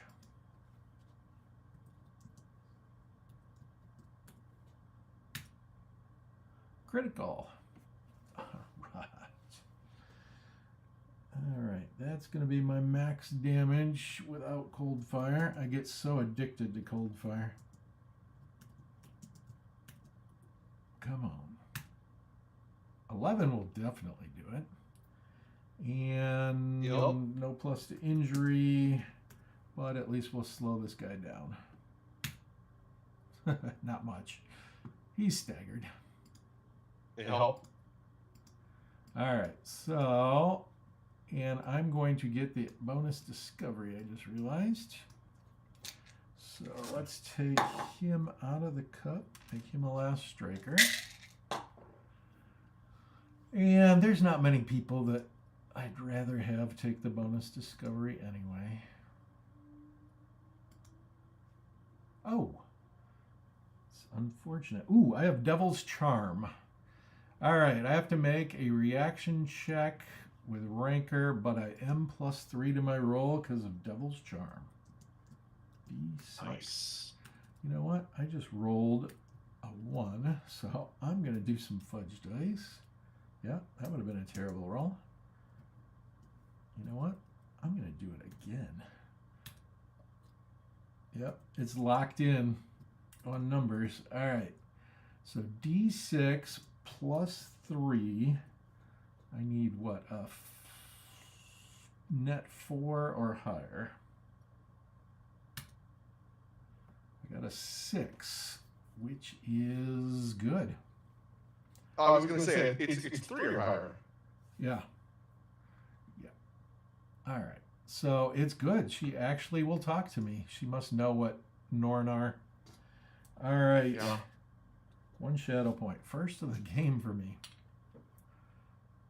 A lanky paladin woman in buckskins trots up my direction. A serpentine tattoo twines about her right arm.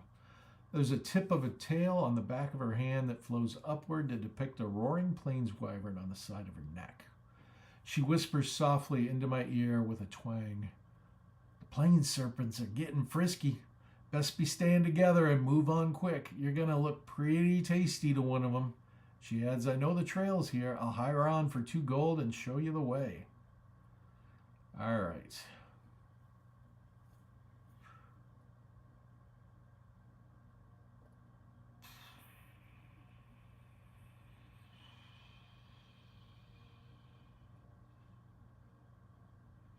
Okay. There is no prohibition about me hiring her for another teammate.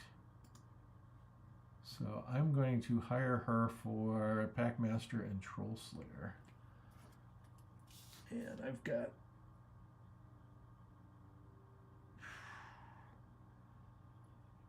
I'll owe her -1 gold after the game. I've got 1 gold on me. All right. You know what? I'm going to give her the wyvern pelt that I'm carrying just so she doesn't give me any lip. It's only worth 4 gold. So the girl with the wyvern tattoo. Why can I not find her? Because she's in the G's, right? Yep. All right, Lisbeth. Going to start within reach of me. She's going to get us penalties for going backwards, but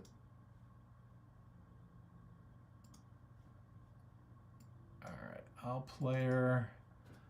And she's got a chit. So we had too many in a row now. Mm-hmm. And Lisbeth is working for us. All right. So blue chit was the queen. All right. So I'll make a shamble roll for her first. Well, we still don't know if she's within range, but we'll find out in the last strike.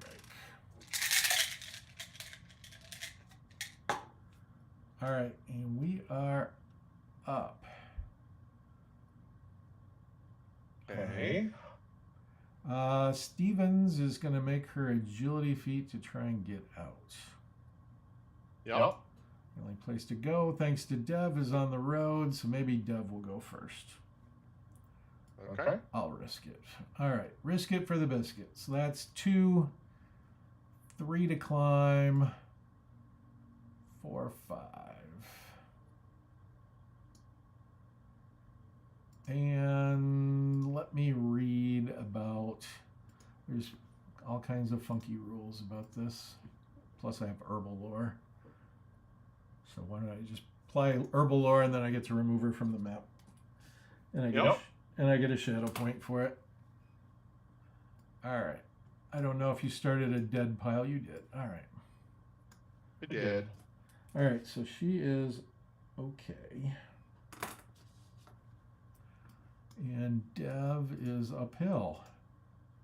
And boy, do I wish I had taken Wall of Thorns with him instead of Banish at this point. All right, but Dev is going to get the discovery trigger, so it might not all be good here. Yeah. All right, Dev is going to get a 3-point discovery. And it is going to be a wyvern. Stalker. Something cuts through the bottle brush, quiet as a whisper. It's behind me, then in front. With a roar, a plains wyvern arches high and lunges with razor-sharp teeth, intent on crushing my skull. All right, James, if you wouldn't mind moving the disturbance tracker 1 step for the rote. That's a typo. It needs to be roar.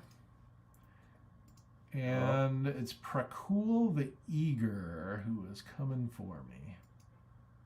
I have dropped him next to you. All right. And boy, I should. How far away does he appear? 2 paces from the discoverer at an advantageous position, which might be.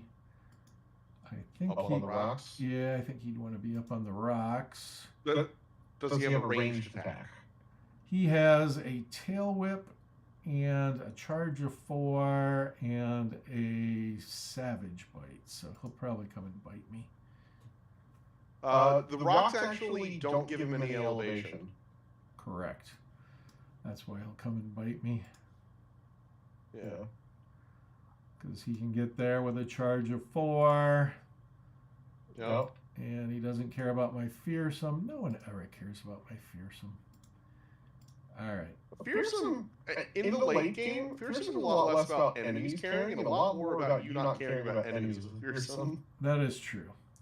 Well, he's a 5 strength hairy monster. Ooh, I forgot to check if he had surprise.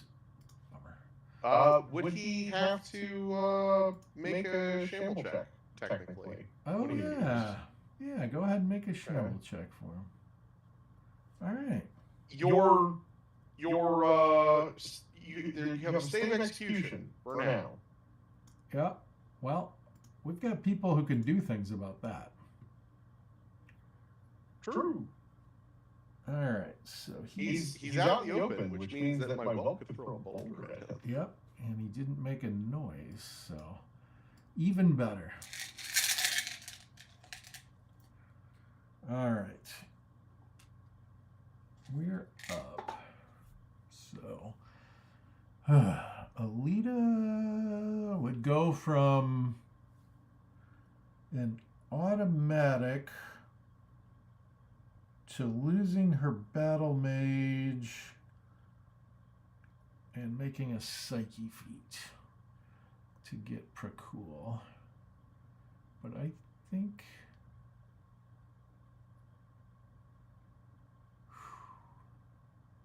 if I throw up the wall of thorns there, it is going to push Dev into the pond.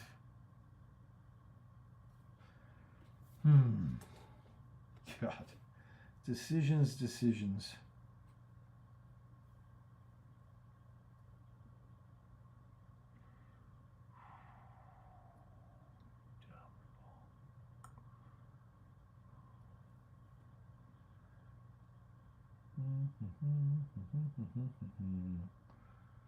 Well, I don't have to decide now. I can't decide, so I'll go with Stevens and try to get out of the water. All right, agility feat with my impressive 3 agility. Scrambling up the bank. Hey, I made it. So it's 2 to there. 4 to there.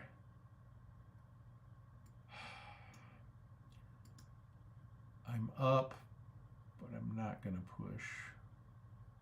Yeah. If I push, I become the closer target. Yep, I'll push. Okay. Doing what a leader's supposed to do. Yeah. And falling on my face like a leader's not supposed to do. All right. I'll get the noise. All right, you can roll damage on me too. Okay. 4. Well, I've made absolutely sure that Prakul's coming after me. Yeah. which is my and I believe Daniel and Mr. Toad are now basically just hanging out on the off chance that somebody falls in the water now. Yep, so I'm just going to put their chits kind of off to the side out of the game. Yep. And do you want to go with Moon Dancer? Sure. We will try and stab Newt. I'll get you noise.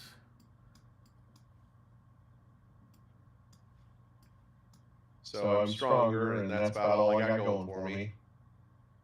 And he's got tough hide.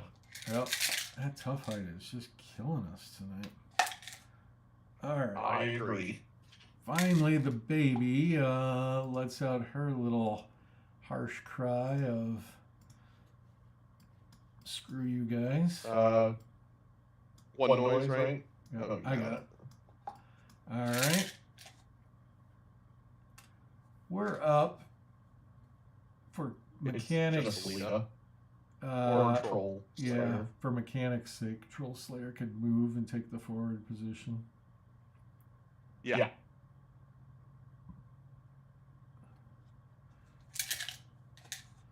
All right.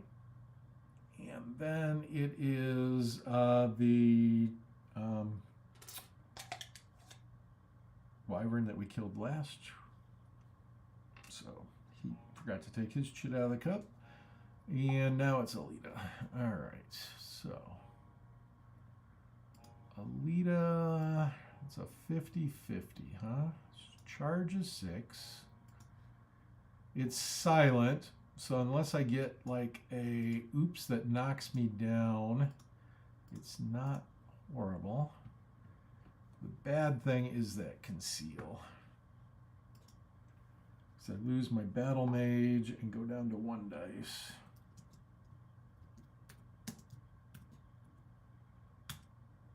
And I got it. All right. Hopefully that doesn't push me back in the water. But it might.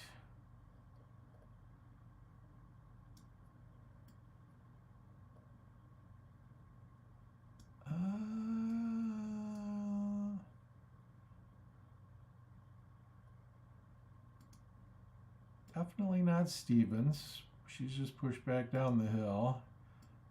And I think that Dev is touching the template, so he's in, knocked down, and striking last. Yep. Yeah, I like his chances against those guys better. Yeah. I also think that the discovery might actually say something about once everyone has left that they're removed from the battle map because they basically just leave. Let me double check. Yeah. Because I know that's how I've seen it play both ways, but one method doesn't require them to pass a shamble check to hold their shits.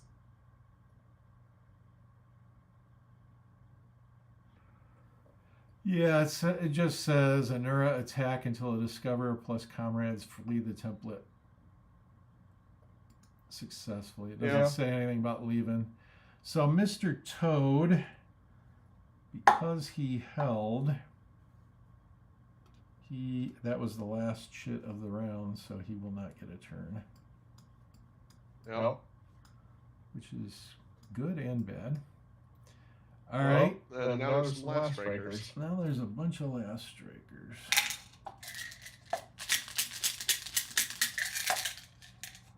All right, so dark green is Newt. All right, he learned not to go after the Enshroud guy. But he can go after Gordo this time. Greater agility monster.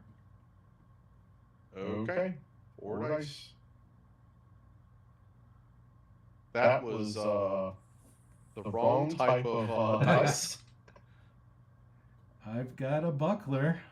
Unbelievably. Yeah. Saved me and Lisbeth. Thank God. Yep. All right, that was a noise which I forgot to mark. So we're up to 23. And he is healed. All right, and we are up with Whelp. I know I blocked you off, but I thought it was the better move.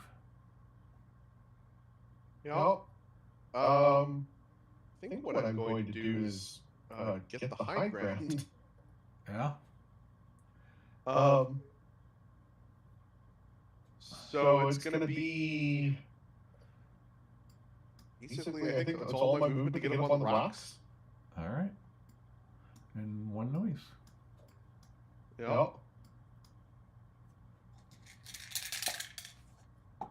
Yeah, because I no longer can fit that way. All right. We're going to play by the old rules here with the queen. I think she's out of point blank range. Yeah. Yeah. But the I sensible. think the only attacks that she's supposed to have are point blank range. Yep. But it would make more sense for her to charge 2 and get you. But we'll stick with the old rules until I have time to update the app. All right. Yeah. All right, and Prakul the Eager is not real pleased about that wall of thorns, but knows better than to walk through it. So I'm going to figure out what his speed is. I keep jumping. Prakul the Eager. All right, he's got a 10 speed when he darts. But he's not going to be able to climb and dart anyway, so he's a 7. So 6, 7. He's climbed down a pace.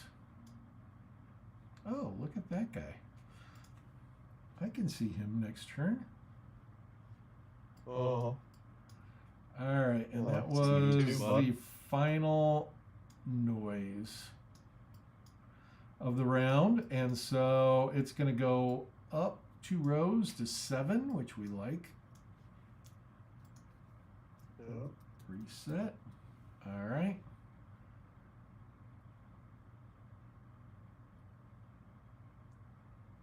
All right. And I paid her a handsome price. Let's see. I've got a last striker with Dev. And he is not an ice cube guy. And I have not given him relentless. All right.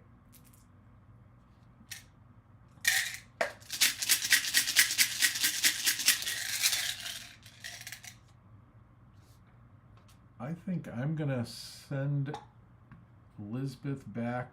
See those 2 guys sticking up out of the grass? They're with me.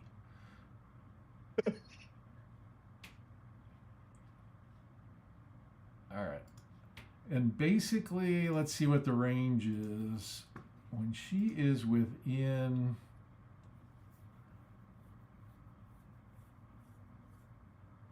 As long as you take your turns after Lisbeth... Oh, you got to stay within 2 paces of her. Bummer. All right. Let me look at her stat. She gives you Pathfinder if you follow her. All right. Okay. So, but you got to stay within 2 paces of her. All right, so she can go 7 right now, which I think will get her within 2 paces easily. Oh, yeah. All right, and she'll just hug that edge, and then she'll show you where to step. You're not gonna be going real fast, so. Yeah. The 2 fastest guys on the map are slowly carrying. Well, with Lisbeth's help, we will actually be going fairly quickly. Yeah. All But right. yes, both of our speeds outpace hers. We're up. Do you want this to be your first hold with Packmaster?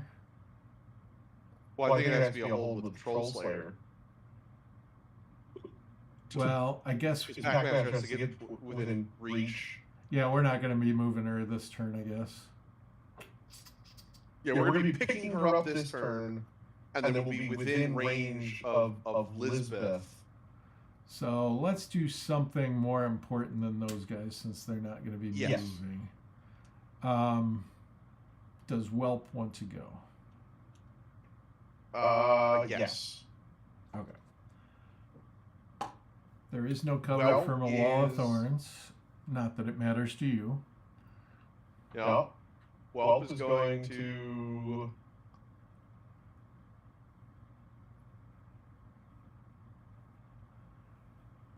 move over to the edge of the rocks. Because I don't want to go down in elevation, but I am going to throw a boulder at Prakul. All right. What's your agility? Oh, wait, I have to roll fearsome first. Oh, wait, no, I'm immune to fearsome because it's soothe. Yeah. What's your agility? A 2.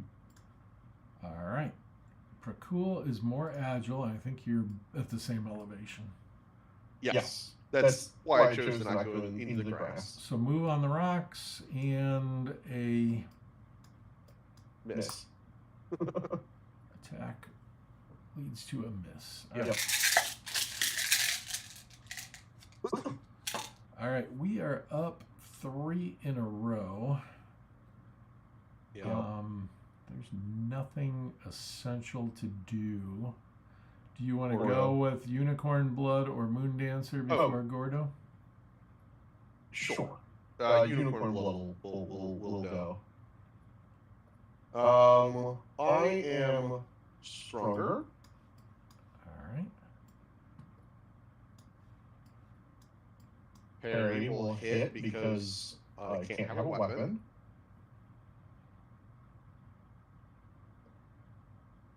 Ten. 10 will get Newt. He's just a little guy. Staggered. All right.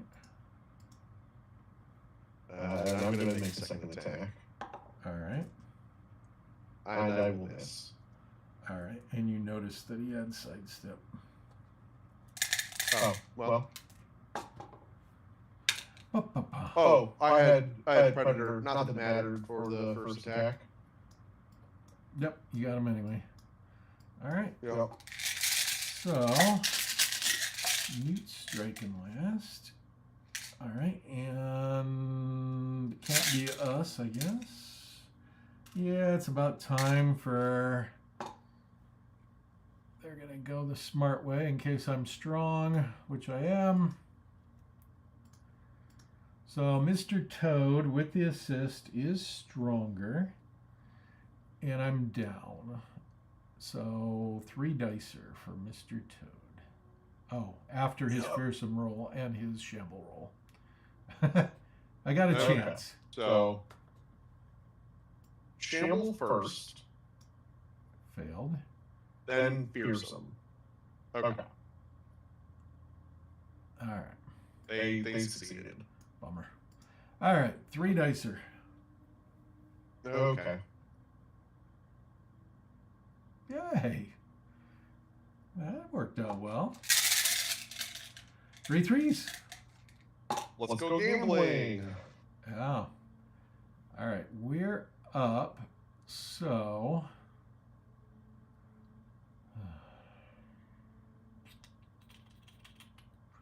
How well armored is Whelp?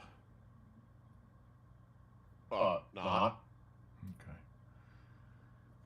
And Gargantuan armor is expensive. yes. I'm trying to think of what I could help you with, but I just am too far away to even think of gusting. No. And if I move the wall, then he's just going to kill Stevens. No. So I'm going to delay and go with Gordo. Yep. All right. So this is 1 attack. And we know from experience that it's a 3 dicer. No. And I like how it's 3 different wolf creatures teaming up on Newt. yeah. And I rolled all 4s just to make it fun.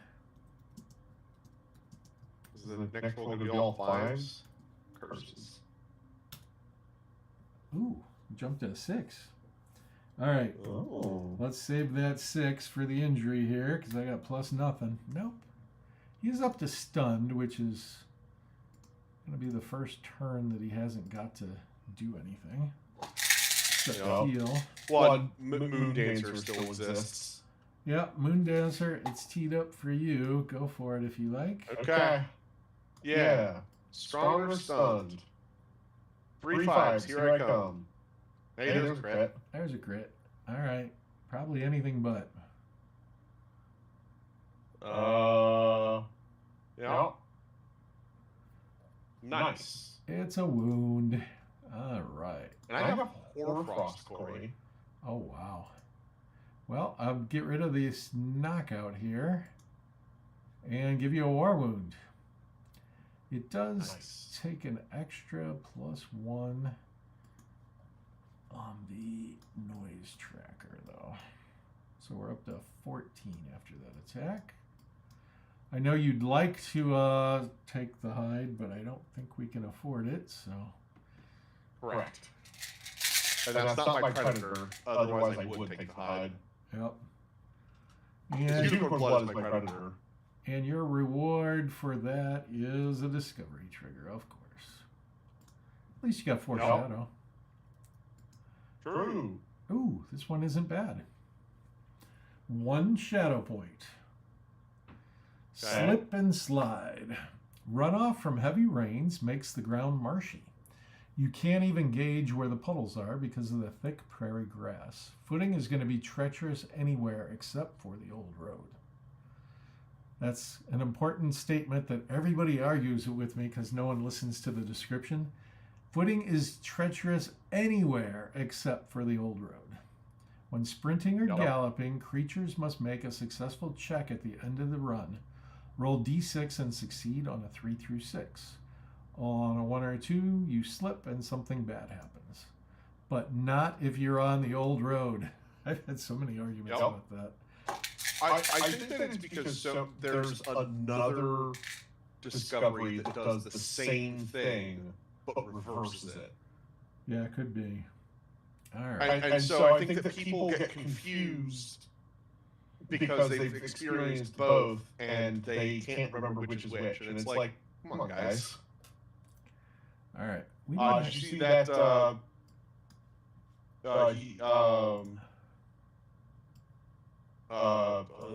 Rob just posted. No, what did he say?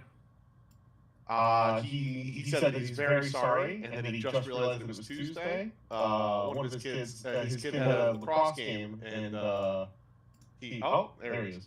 And he missed something he wouldn't be able to play. Hey, Rob, how's it going? Corey, I am so sorry. I literally just laid down. I just got home. I laid down to go to bed, and I put on YouTube, and I'm like, oh, son of a bitch, because I saw the stream. My kid, she just started lacrosse season, and they did like a little extra game this week, and they just coordinated it yesterday. So the wife's like, hey, we got to go to the lacrosse game. So I'm like, yeah, that's great, let's go. And I totally forgot. I'm so sorry. That's quite all right. We figured something came up. We had a bunch of people drop out. There is an opportunity to play tonight. If you're not too tired, you could be monsters and earn points for that. Okay. And don't forget, there's 2 games on Saturday afternoon and an evening. If you got a chance, love to have you. I might be able to do the evening one. The kid does have a lacrosse season. It's the summer travel lacrosse now, so it's ridiculous. Oh, yeah. I might be able to do the 8 o'clock one. I'll check and see what her schedule is. All right. Sounds good. I had to log on and tell you I'm sorry in person. That was a dick move, and I didn't do it on purpose, I promise. Hey, by any chance, when you saw the stream, could you hear voices? That's my big question. I didn't play it because I saw that one, son of a bitch. Okay. And then I came right here to the computer to see if you guys were still on. That's the thing I'm most looking forward to at the end of this, to see how the picture quality and the sound is, because I made a whole bunch of changes. So, are you live right now? Yeah, we're live We right are. now. Oh, fantastic. It's okay. I was going to wait until after the stream to say this, Corey, but other people in the call with you echoed pretty badly. Okay. So I think that it's because you're hearing us over your computer speakers, and your computer mic is picking up on what your speakers are saying. So there's like a slight echo whenever like I talk. I think it might have just been a thing, but it might be beneficial to wear like earbuds. You can set it so that the mic that you're using for the computer is not the earbud mic when you connect it, though. yeah, we may need to talk through that. I'll take down the Yep. the DB on the capture here. Yep, but that's all good to know. Uh-huh. Hey, they know that we're figuring it out, and each stream will get progressively better and better as you figure out the layout and stuff. Yep. Yep, just trying to put out the best thing we can, and Well, not quite there yet. All right.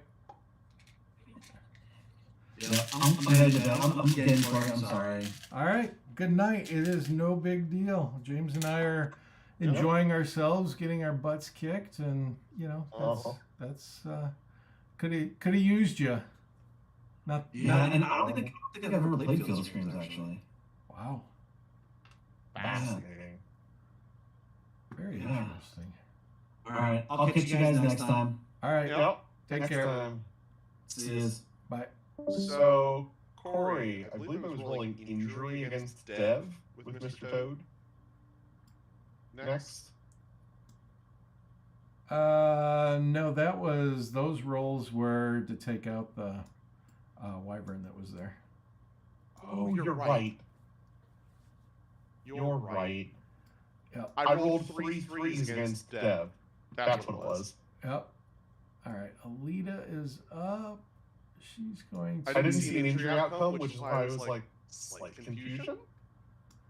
She's going to creep ever closer, so maybe she can deal with Prakul later.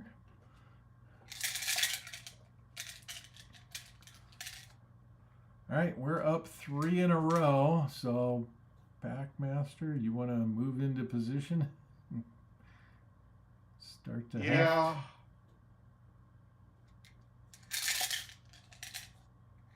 Oh, yeah, it's a freaking putrid roll, too. All right. This could really mess up our game. I was gonna say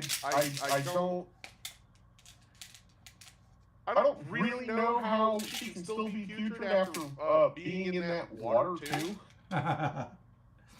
Oh, the water doesn't smell good either. All right, baby cries. Wah. And I'll get a noise while I'm down here. We're up to 15, not good.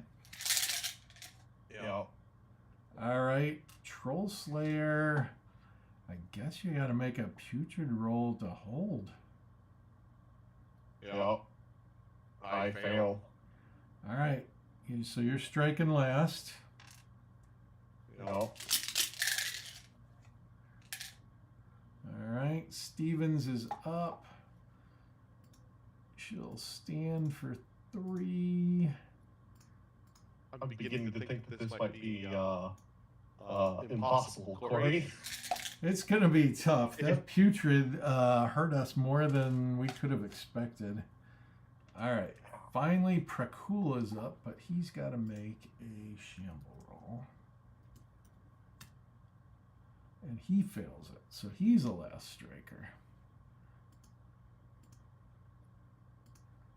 Yeah, we'll get to a point where we'll just say, well, it's going to be impossible. We'll call it a loss. Yeah. I think we're probably like, so even with Lisbeth, right? Well, I'll wait until we get to the end of this round before I say my piece. All right. Oh, somehow Daniel got gypped out of his turn. So Make your shamble roll for Daniel. Okay. He fails, so we All go to right. last. We go to last strike, and now we've got a boatload of people in the last strike. I'm really hoping Deb is up because we've only had one in a row. Yeah, and we have two last strike up, so All right. good chance. Dark green was Newt, so he's gone. So that makes my chances even better. Oh, but it is Daniel. All right. So stronger and I'm down. The parry will unfortunately get me. Okay. At least he's not charging, so he's what, +5? Yep, +5. Oh, well, that's a 10. Yeah, 10 will do it. And he's +2 to injury. That's what I'm worried about. Stunned. Well, I'm the healer, so I ain't healing myself at this point. All right, Prakul the Eager is up. I was never going to pull our chits. All right, Prakul has got a... Last time we said he was down the hill. So he's probably going to charge closer and tail whip. Yep. Because you're at a different elevation. Yep. Whoops. 2 would Although this is a fluid transition of elevation. Yeah, but as long as you're on the rocks, you got the +1. So Yeah. So he can't melee you, which is good. Well, I'm glad I moved to where I moved to then. Yeah.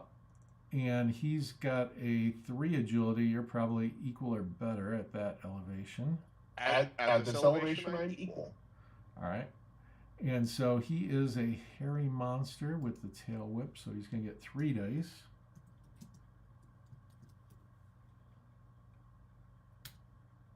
And he moved up the rocks and attack, so that's 2 noises. And he's only +5 normally, +6 for a point blank. I need you to roll 1 for me, boss. That was not a 1, sir. Yeah, well, at least nobody was standing next to you, and he's got no plus to injury. Yep. So just staggered. So I'm staggered. All right. So now that it's too late, Dev heals to staggered and is no longer striking last, but is still knocked down. All right. And then... Well, and he's still in the strike last phase. Yep. And then Troll Slayer can try and make that stink roll. Okay. I made it that time. All right. So you got her under control. I think at this point, we can't make you make putrid rolls every round because you're holding her. I was going to say, if I have to make a putrid check twice per turn, every turn, we can't win. But we would not. We just, it would be impossible. You are committed. Unless you get, unless you give her up, you can continue to go. All right. So we've got to hold. We've basically got to hold your 2 chits. When Lisbeth activates, you do your 2 interrupts. We have to do all 3 in a row, and you can move at full speed, which I assume is 7. 7 and 9. Yep. So that's going to be pretty helpful. That's probably going to win us the game. All right. So Whelp is last striking, and so is Dev. We finished the round with 2 in a row. Yep. It would actually make sense that because she covered herself in stuff, that once we pick her up, we're also covered in it. Yeah. And if you are putrid, you are immune to putrid. Yeah. I think that's fair. I mean, who thought anything like that would ever come up? But all right. Yeah. We are up. This will make 3 in a row. So I think I will go with Alita rather than holding. Sure. And see if I can get a wall of thorns up to protect Whelp. All right. So charge of 6. So that's 2, 4. That's what I was afraid of. It's going to be 1 push. Oh, I can't push and climb anyway. Yeah. So I will not be able to see him. Yeah. Unless he's on the road. I guess technically he's on the road. He is within reach of the road, so you can see him. All right. So he does have conceal, which is troublesome. Yeah. So I will do it. D6 plus 3. Oof. I am, whatchamacallit, I am fated, so I have no way to reroll that. I tried.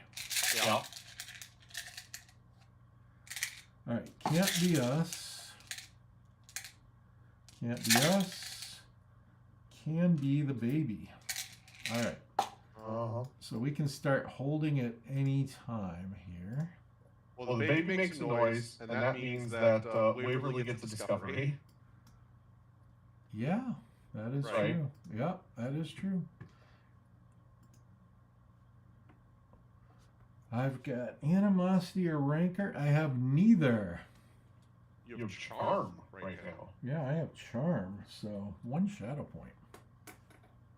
This one's another scarecrow. They never come out, and then they come out in bunches. Haywire. Monks of the Sarin Downs were known for unusual golems.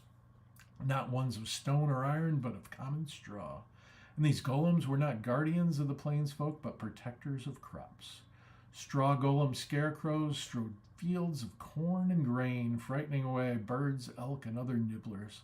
Over time, straw golems became more sophisticated, lighting up like jack-o'-lanterns to mark the safest routes for riders. After the cataclysm, they gave warning of places not to tread. A curtain of tall grass parts, and one of these straw golems tromps toward me, its pumpkin head flashing frantically. It spins in place, spreading its arms wide, throws back its head, and screeches so incredibly loudly, I think my eardrums will rupture. All right, well, the shocking siren advances the disturbance tracker 3 more steps, James. Plus causes all within very long range to roll route feats. All right, so let's do that first. So I'll throw up a 20 radius. It's going to be a lot of people.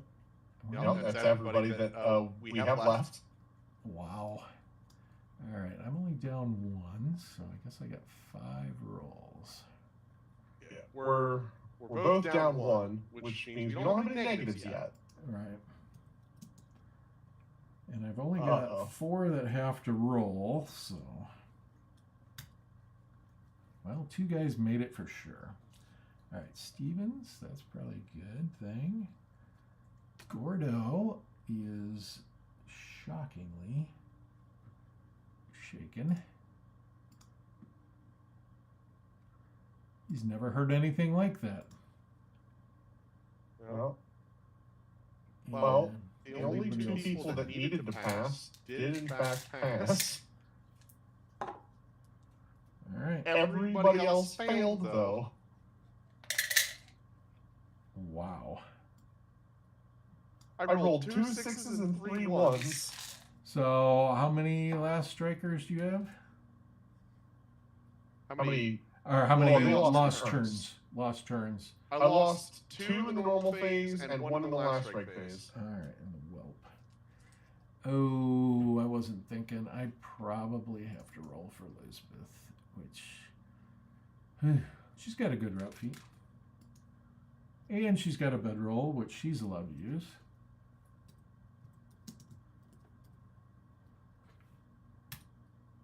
She's fine. Okay. She does have hiking boots if you want to get crazy and go for the 9. Yeah. She's going to be leading the way. You just got to like signal to her faster, faster. You can make the decision, you know, when it comes up. All right. Can't be us. Oh, I got to finish the discovery. Sorry. It's more than that. Scarecrow is trying to alert me to a looming crisis, but lacks the means to communicate what that crisis will be.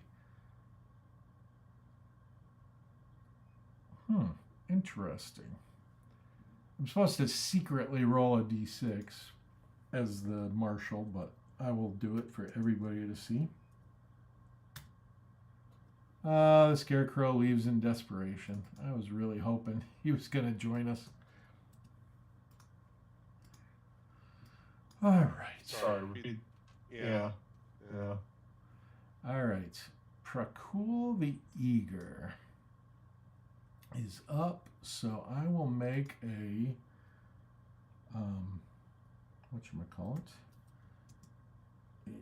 A shamble. Shamble. Yeah. All right. I don't think there's any way for him to get up on the rocks with you. So he'll just get as close as he can and maybe be able to break away through you next time if he doesn't finish you off. All right, so it's 1 dice plus 2 for Hairy Monster.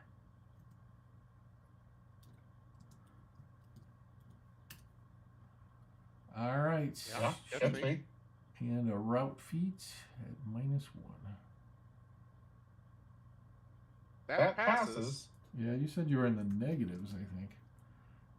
Yeah, because between instinct and soothe, that's a total of a +5 to my routes. Wow. I think Gets got me. you last time. Oh, bummer. God, he's got a giant present for the queen here. Yeah. All right. Maimed. You're sprouting leaks faster than a scavenged rowboat. Talk about a witchborn magnet. Time to bail. All right, that's another noise. I didn't move the noise for the attack either. Heal this now, or the trauma makes you faint-hearted, avoiding melee at all costs. Comrades in short range roll route feats. All right. Well, at least it's not 20, but it's going to get a buttload of us. Yeah. All right. And we're now down 3. All right. So I've got 1, 2, 3, 4, and only 3 of them count. I have 1 because, but they're at a -2 to this. Okay, I succeed. All right. Leader with the -1 fails and loses her turn. All right.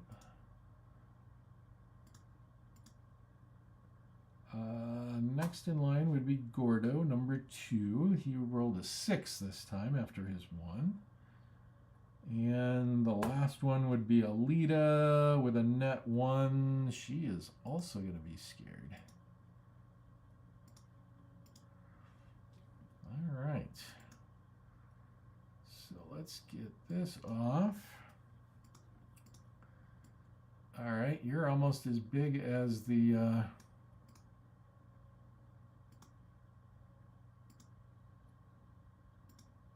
critter. I mean, I am as big, if not bigger than him. Yeah, he must be doing the boa constrictor thing where it just starts to get you inside his mouth and continues on. All right. I lost 2 guys there. Did you lose? And you lost the whelp. from the last I stream. didn't lose anyone else. Yes. All right. Wow, not getting turns is going to hurt us, I think, at some point. All right. Yeah. So they've been doing better with Mr. Toad going first. So he's stronger and I'm down. So 3 dice. Oh, shamble and then 3 dice.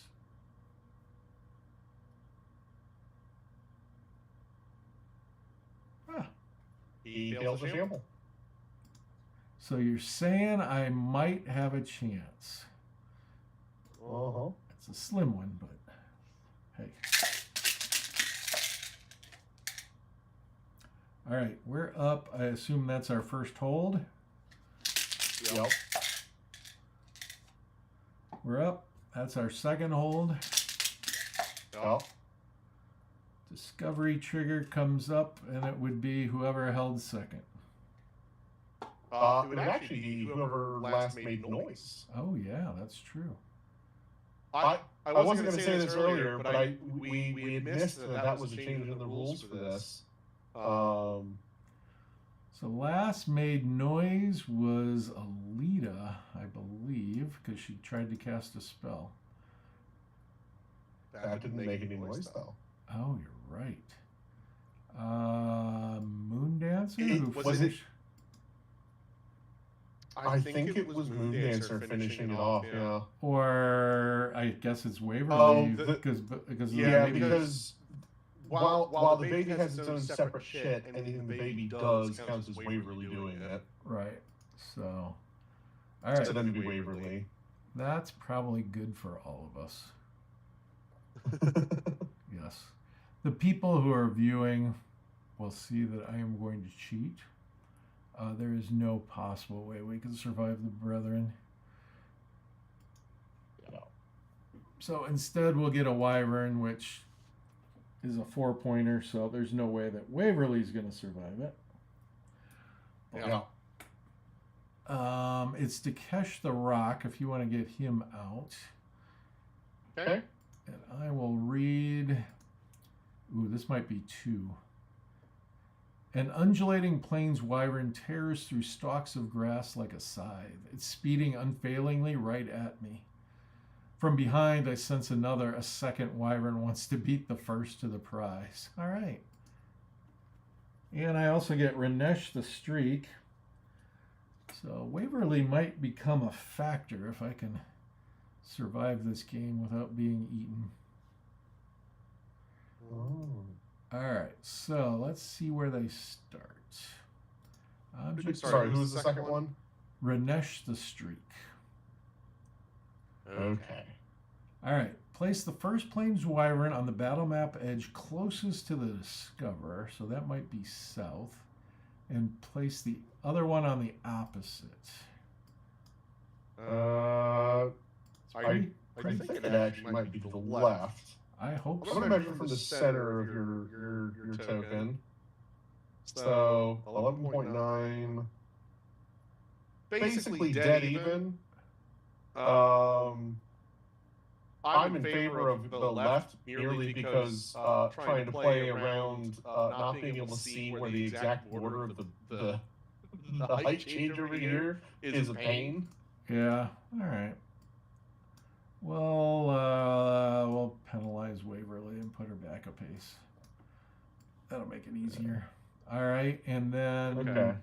Ranesh will have to go like way up here on the road. All right, so Dakesh, this is going to be confusing. Dakesh and Rakesh. Those damn Indian names. All right. He's got a charge of 2 and a wyvern strike of short, but he can't see me. He can only hear me. So he's going to move 10 towards me, and that will make a lot of noise. Whoops. Yeah. Because that is, I guess it's just dart, so it's only 1 noise. And Ranesh is really far off, so he's going to have to sprint on the road. And I'm going to assume that he is about the same speed. I'll look it up in a minute. So half of 17 would be 8. Are they both sprinting? Nope, just the second one.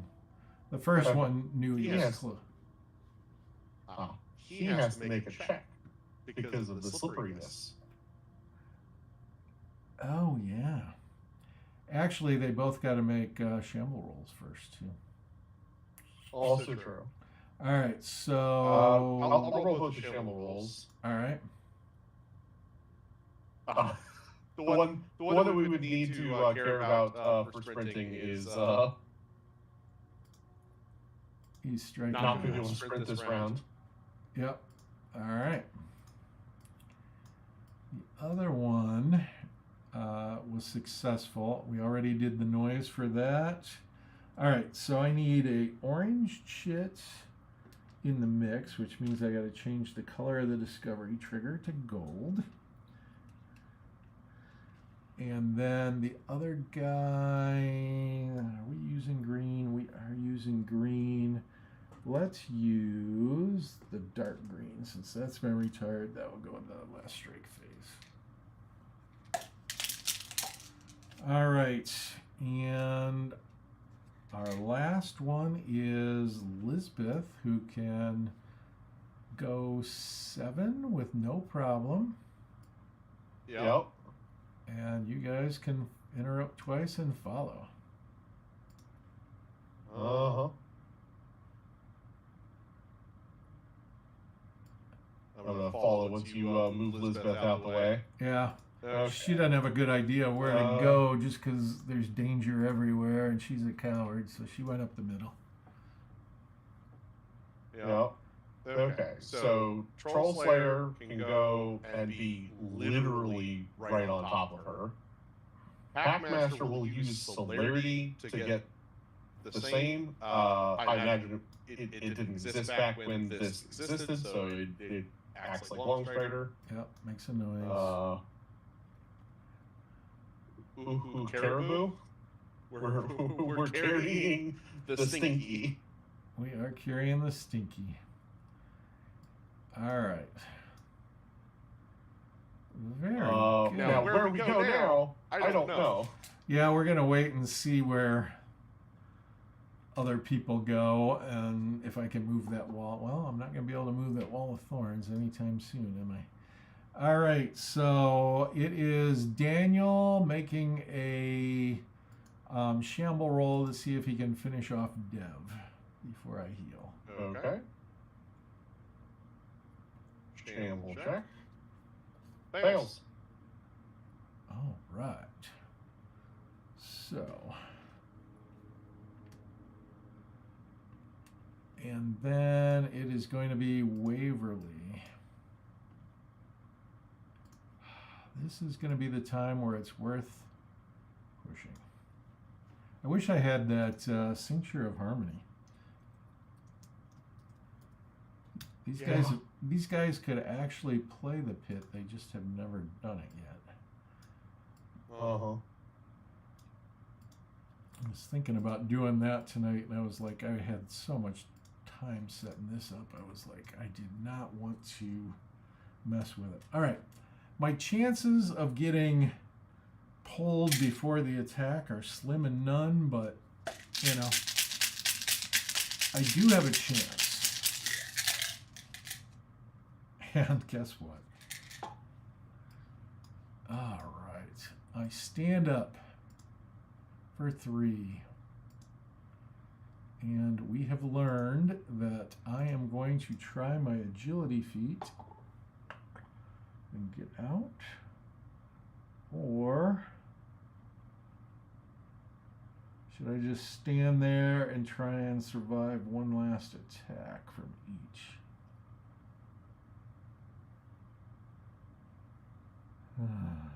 I've only got a 50-50 to climb out to safety. Yep. And they're going to get to roll 2 dice on me. God, their plus to injury is huge, though.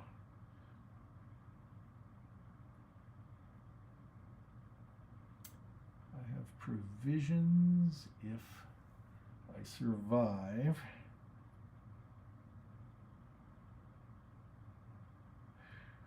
Ah. I'm going to try it. /R D6 plus 3.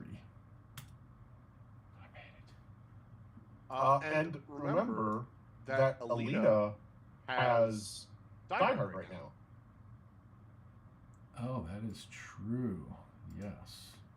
All right, Dev is out, so those two guys are non-factors if we can avoid falling in the water again. Yep. And our friend Ranesh the Streak will not be sprinting, but he has a speed of 11, so he will go 5. Yep. And make a noise on the road. And a noise for dart. And a noise for dart. I moved it. Oh, phew. I was like, oh, Yeah. crap. I saw that you were moving him, so I went to go move the noise tracker. Very good, thank you. All right, so it goes from 25 back to 7. So Yeah. we're real happy about that. And any last strikers? Yes, a bunch. Let's see. Gordon was relentless. So is Alita. Moon Dancer and Unicorn Blood and Moon Dancer are diehards. Yeah, so just Stevens. Wow.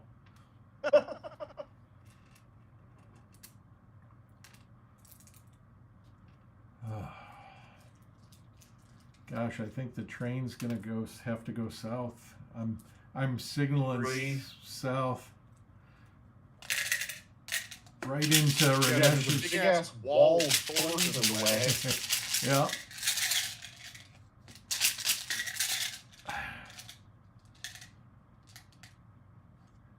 I could move it, but I don't know where to. All right.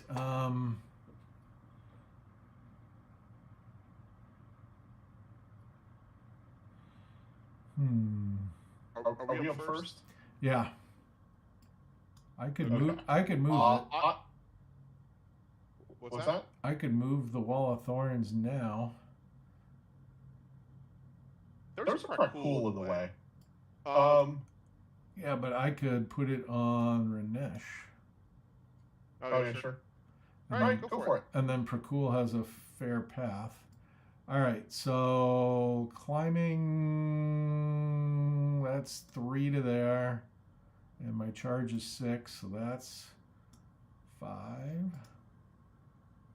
And I go from auto to needing a roll. Yeah. But it would be... Die Hard was pretty clutch. Yeah, Die Hard is pretty huge. It's definitely more fair at only affecting 3 people at a time, though. Yes. All right, so it's just a psyche feat plus 3 for me. Ooh, that's an oops. I have no way to get around that one. All right. Well, so here comes the oops. Oh, would you move 1 noise for being on the rocks? Of course. Exhausted. Manipulating so much magical energy drains my psyche score -2 for the adventure. All right, so I'm auto spells or nothing now. Yep. We have another. Yeah. I'm going to make a noise here by directly strategizing. Is it worth Dev trying to banish the wall of thorns? It's a 50-50. So, yeah, we can try it. Ranesh, the streak is up, so he is going to sprint. He is a 19, so he'll go 9. And that's including dart, correct? Yep. So that's 3 noises. And Yep. he has to make a roll at the end. All right, I moved the noise. To see if he slips and slides. He is fine. Yep. It's funny how many people are like, "Oh, that's I'll never sprint because of how bad." It's like it's just a shamble or a butcher check. Yeah, it's more chance to succeed. All right, baby cries. Wow. Yep.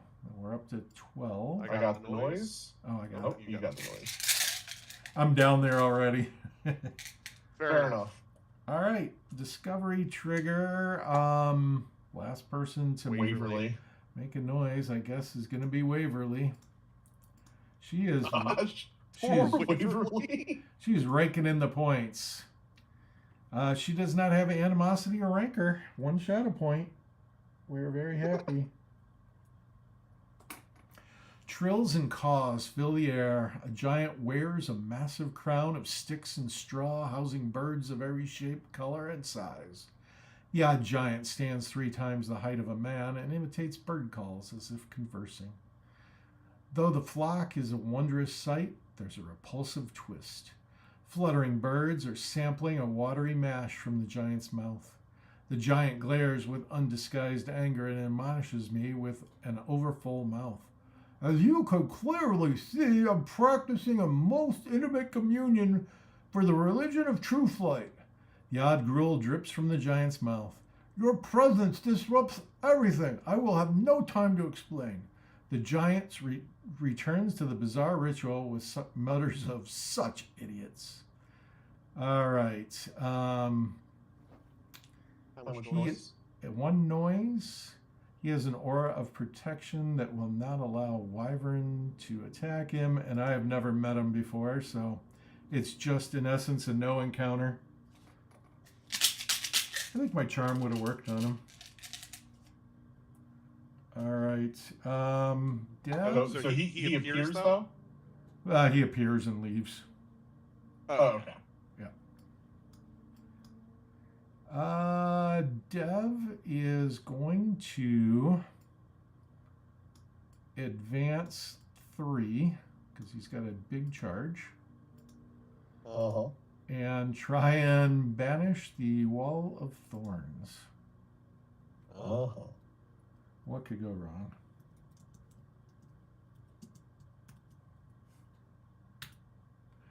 And it's gone. All right. We cannot get it back, but well, we could get it back if there is somebody that doesn't have conceal. I could cast it on.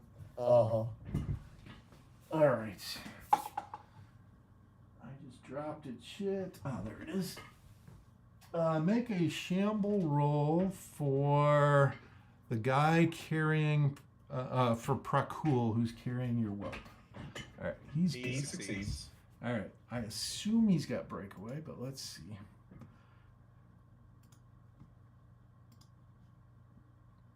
He does have breakaway. He has a move of 10 with dart. Right, so he's darting On the road. noise. And he's Another noise. Yeah. And he can only go 10, so that... Oh, wait. I got to measure with the road as a factor here. Yeah. All right. He'll get farther, which is not good for us. All right. So it's 4 to there. So let's just do it piecemeal. 4 to there. And then it is 8 to there. Well, he's not going to be able to get past the Packmaster because he has to break away past Stevens, doesn't he? Stevens has got Oh, marker. yeah. Yep. And then he's going to push the Packmaster a little bit south, Okay. which I don't think we'll mind. No. All right. And he's there in the midst of all that crap. Yep. And he's just out of reach. Oh, shoot. Roll a putrid roll. He might stop way back there. Oh, yeah. He fails. All right. So he becomes a last striker.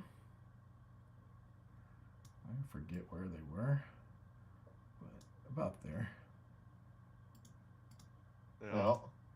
So if you're watching, we make a lot of mistakes, but we usually catch them and backtrack. Let's send the whelp back. Yep. So we can see where Prakul's Yeah, it was icon 2 is. to get to the thing, so I think he was. Yeah. It cost him 4, so we'll put him back here a little bit farther. All right, and we are up, so probably want it to be one of our last strikers. Yeah. Oh, no, I think we I'm want it gonna- to be Waverly. We want it to be Waverly. Oh. Sure. She's going to go 2 and pay the 1 to climb. So she can Yeah. go her full 2 next time. Gotcha. And if she gets the discovery trigger again, oh well. Oh no, it already came out this round, so.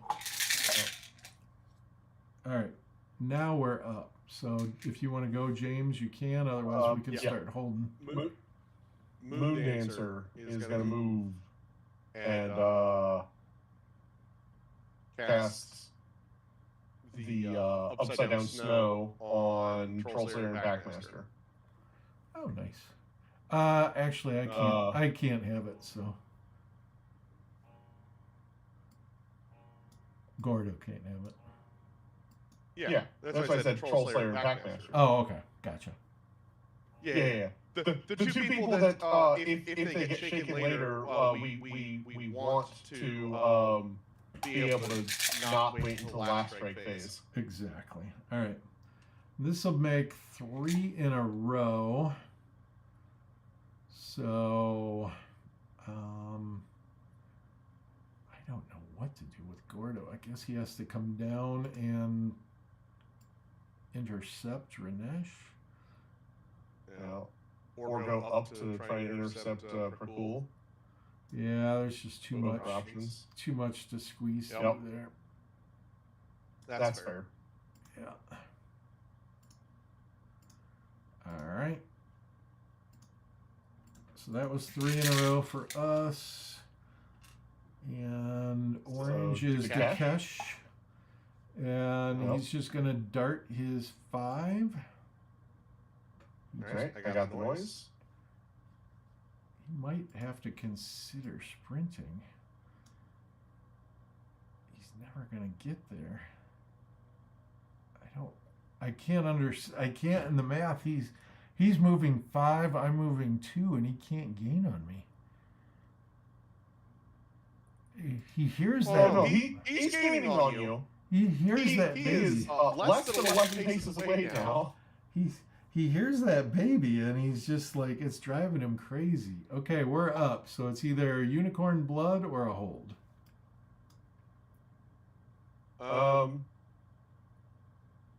Might as well go with unicorn blood. Unicorn blood is going to move up here to try and do things about Prakul. All right. And it's only us in the cup. Does that sound correct? It does. Okay. Yep. So, which way do you want to point Lisbeth?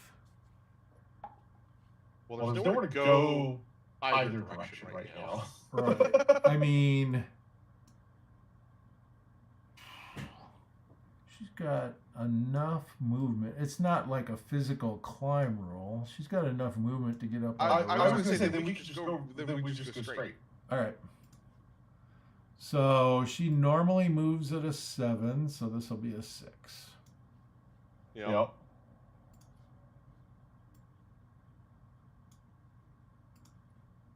And we also go 6. And so that's 3 more noises and 1 for carrying. So last one in the train gets a bonus discovery. That would be the Packmaster. All right. Well, it could be worse. 2 shadow points. Okay. The plains scarecrow. In a small clearing, bile fills your throat. You're sickened by the sight of 3 drooping scarecrows casting dark shadows over the tall grass. They were once humans, now they're just wriggling and protesting WitchBorn, skewered like pigs on spits above the tall grass. 2 were very young children, girls with golden hair. The third was a woman with a gooey dark socket where her eye once was. There's no clue to the gruesome torture or the crimes these females committed. So first, move the disturbance tracker 1 step, then the discoverer and anyone within 6 paces rolls route feats at -2. All right. Oh. 6 paces of the discovery, you said? Yep. You are fast. Uh-oh. Uh-oh. That's So, 1, 2, 3. I have to make 4. I have to make 1, 2, 3, 4. And I'll also throw Elizabeth in as the last one. Or no, you're already rolling Elizabeth. Yeah, I'm already rolling her. All right, so, and every one of these is -1, but we're not at auto routes. We're -2 total because of the discovery itself. Oh, God. We're -3 total. Yeah. -2 after that. Yeah. -3 total. I just barely passed with my Packmaster. Oh, my God. Oh, God. All right, so Stevens is gone for sure. Yeah. All right, so that's a last striker. We lose, who could have fought Prakul. I'm going to write routed on her. Oh. I'm going to put her back. I got a Wotans. I got a Oliphant. All right.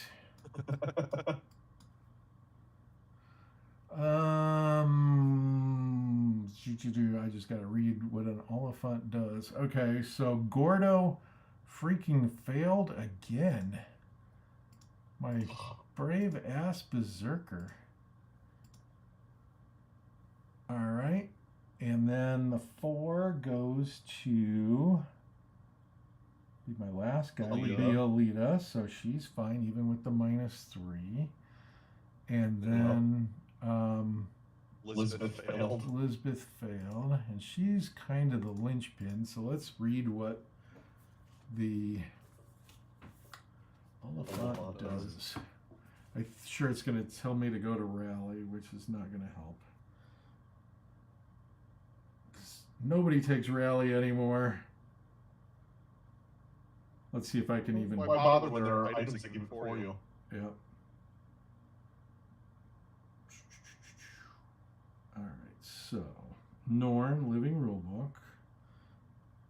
Let's see if I can use it when I've already taken a turn.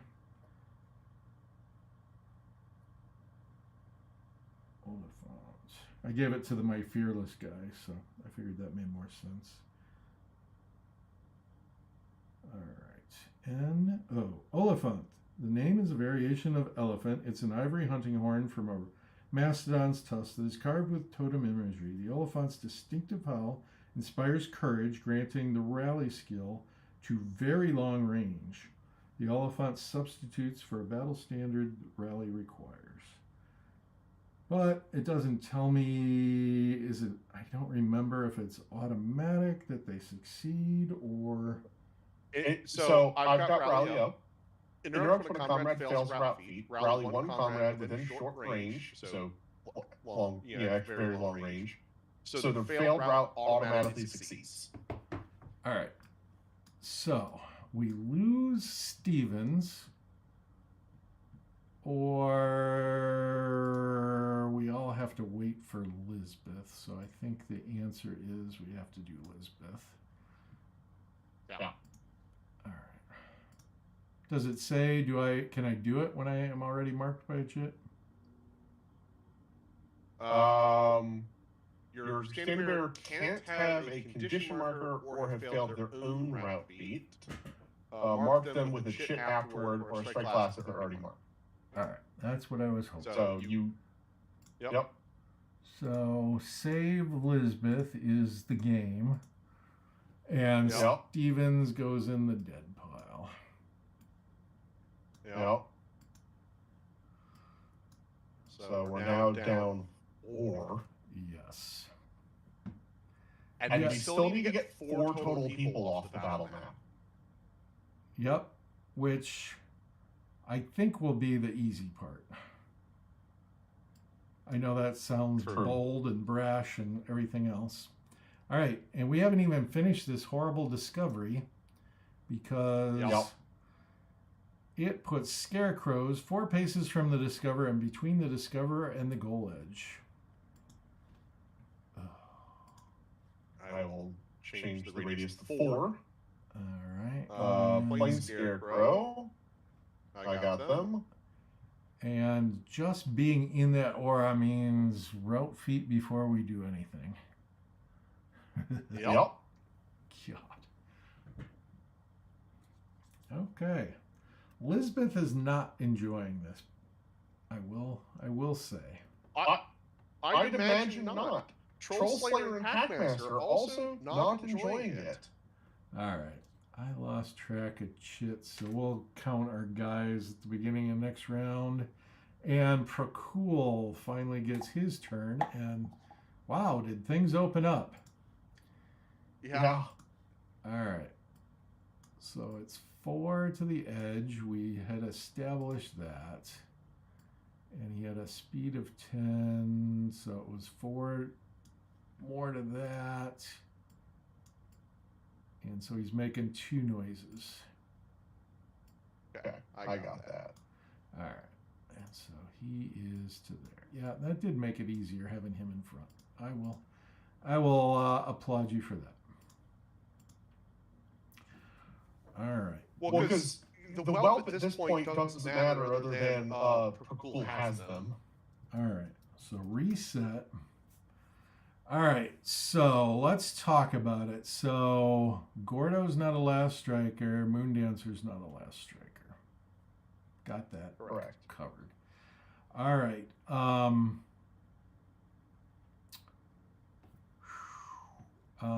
many chits should we have in the cup? 1, 2, 3, 4, 5, 6, 7, 8. Oh, Dev is the last striker.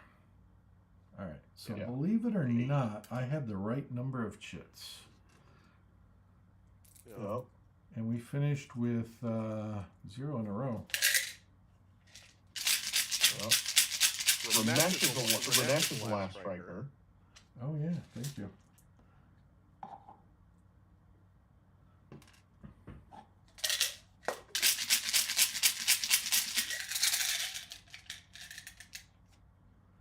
And then our disturbance track goes back from 23 down to 5. Much better. All right. Yep. We are up. I think it's worth a noise to discuss strategy here. Yeah. I'm going to have Moondancer and Unicorn Blood try and take out Prakul. I think that is fair. Gordo will focus on Ranesh. Actually, we're all standing next to each other, so we can say this without a noise. Yeah. Well, Moondancer and Unicorn Blood can't speak to you. That's true. All right. Although, you know what? Hold on. I will roll a psyche feat because Moondancer has a chance. Nope. Well, both of them do. Yep. Nope. All right. So that's worth the noise. Since we already had a noise, we're in a horrible predicament where we have to make route feats to hold. Yes. I have precision, so I can interrupt with both of them. Oh, fantastic. All right. So we are up. Let me see what Lisbeth's stats look like. Yeah. She has a route of 1, and she would only be -1 with a bedroll. So I think she will hold. Or actually, no, she'll just go and you'll interrupt twice. Yeah. Yep. Exactly. All right. And if she fails her route feat and is shaken and loses her turn, then you don't have to eat. Right. So Elizabeth, route feet go. Yeah. Okay. So then I have to succeed at both of my route feats. Correct. I'm okay. All right. And we are going to go not necessarily the quietest way, but the fastest way. Well, it's the same difference either way. But yeah. Even if she pushes twice, she's not going to get out of the darn. Well, she doesn't need to push. What I need her to do is not be in my way, because I can go faster than she can once I get on the road. Okay. She'll push once because she has hiking boots. Or she'll push twice because she has hiking boots. Yep. All right. Okay. So she's good.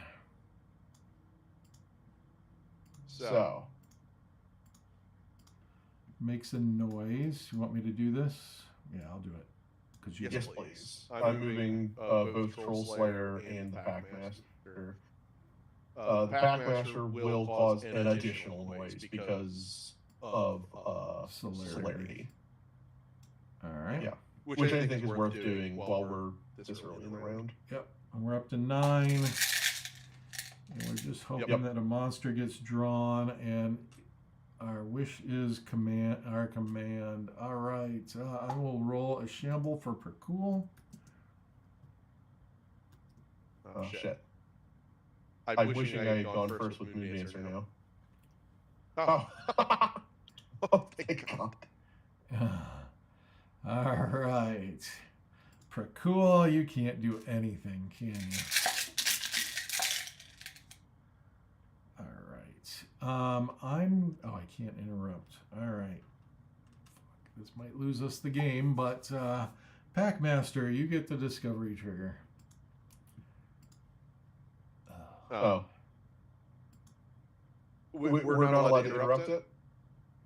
Yeah, you can, but we have condition markers. You got somebody else who can interrupt? Unicorn blood. Yes, please.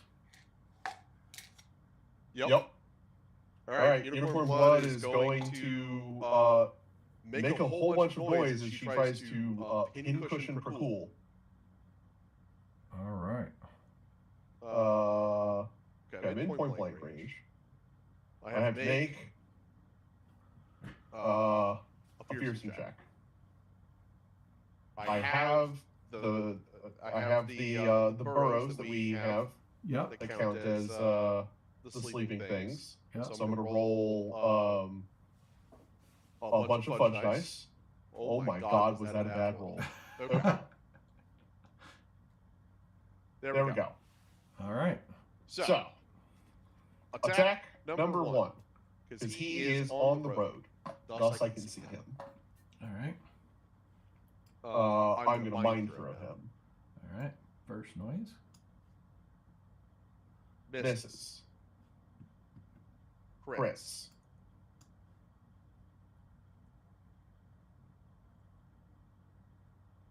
Oh my God. Third attack. Hits. Does He, 12 get he pulled? definitely doesn't have that much defense. Okay. Does he have deflect though? Oh, I'll have to look up his stats sooner or later. It won't matter. Okay. Wow. 3 attacks, and the best I get is staggered. All right. It's like you tickled him. Ugh. All right. You just made a lot of noise. I did. All right. You got deep doo-doo, which is going to be 2 shadow points. You couldn't be luckier. You got the worst wyvern. All right. Okay. So, one instant you're in a boundless field of grass, the next things go black. You've fallen, maybe it's a cave, or judging by the long probing tongue on your cheek, it's a wyvern burrow. All right, add the burrow opening template to the battle map where the discoverer was standing. Place the burrow template off the battle map where it won't impede play. Move the disturbance tracker 1 step for the fall. All right. Let's do all those things first. Here's the one for the fall. All right. And then deep doo-doo. Maybe it's just burrow. No? Should be deep doo-doo. I'm not seeing it. Despair. Go. Oh, there. It's burrow. Burrow opening. So that will go to back. And you're in the burrow. We'll just put it over here. And you're knocked I was going to put it at the bottom, yeah. To back. All right. Put that one to back. Oh. All right. And then Zashel the Feeble. With a name like Zashel the Feeble, you know he's got to be good.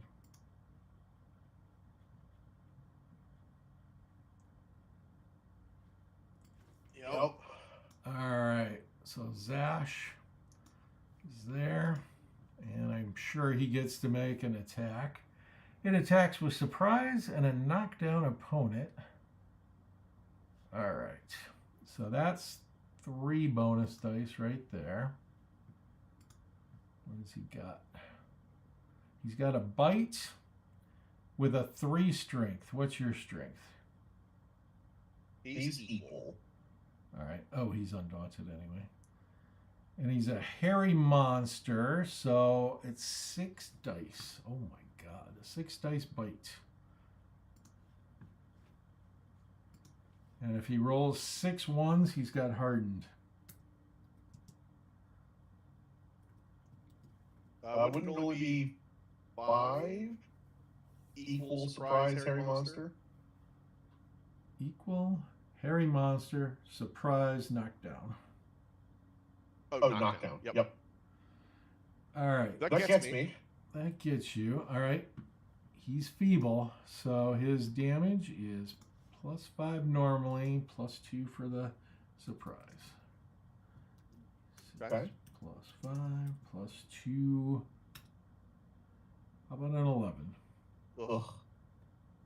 Exactly. Yeah, that gets me. Just exactly. Yeah. All right, and he is no plus to injury whatsoever. Okay. Stunned you. Okay. Yep. All right, and that. Well, it's better unicorn blood getting this than the Packmaster. Yeah. God. I think this is the one where we have to save you.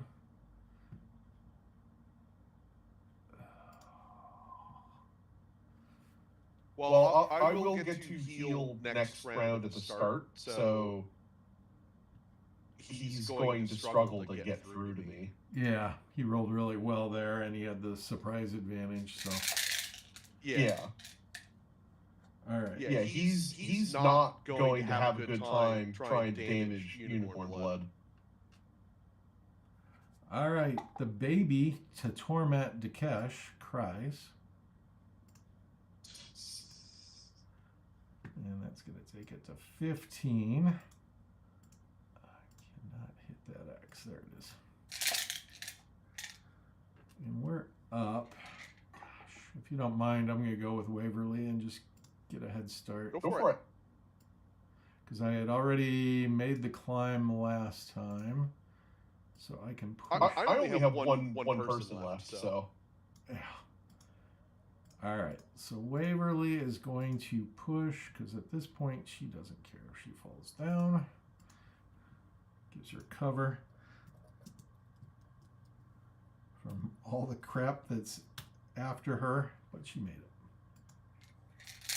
Oh. All right. We are up. It's either Moon Dancer. I don't know if you have any useful spells you want to do. Oh, I mean, I'm going to mind throw cool. Oh, go for it. Where are we at on noise? We are big time noise. I can afford to make two noises. I can afford to make one noise realistically, but I have to try for two to save the whelp. We'll see how it goes after the first attack. So I heal, or I recover from shaken, and then I have to roll a piercing check against cool. Okay. I am in point blank range. This is good. This is very good. Instinct lets you get by the conceal, which is very good. Yep. So two dice. Parry hits.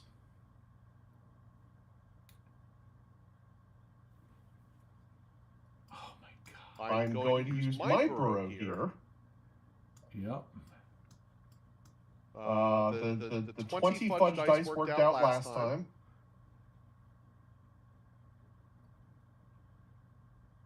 $11.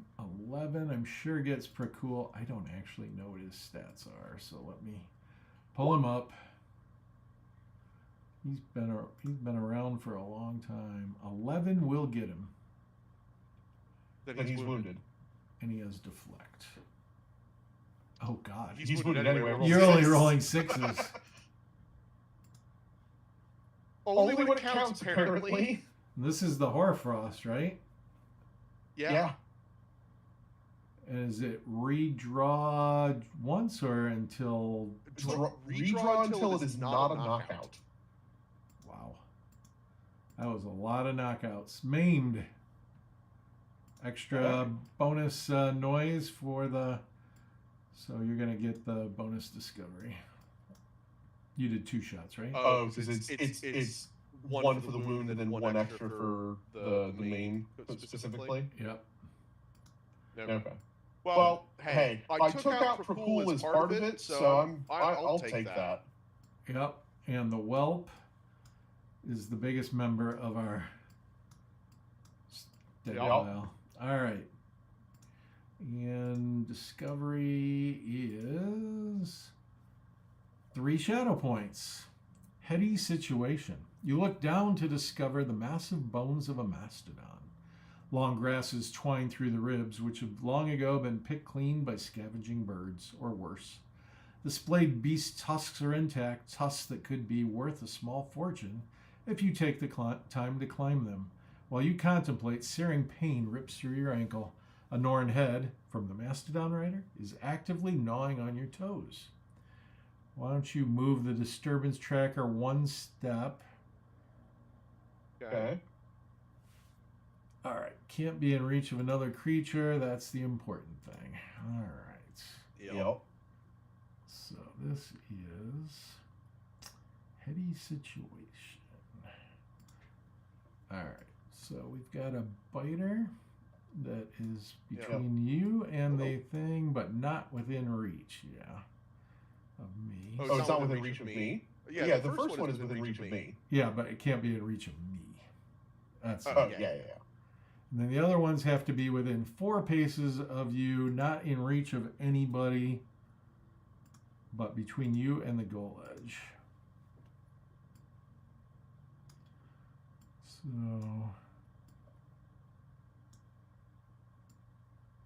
there's one more. Oh. There we go.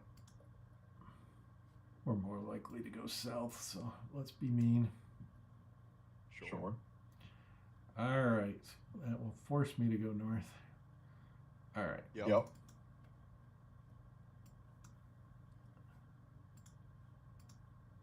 And they're just close enough to each other that nobody can squeeze through there. Yep. All right. So I've got to roll an auto injury on you. Yep.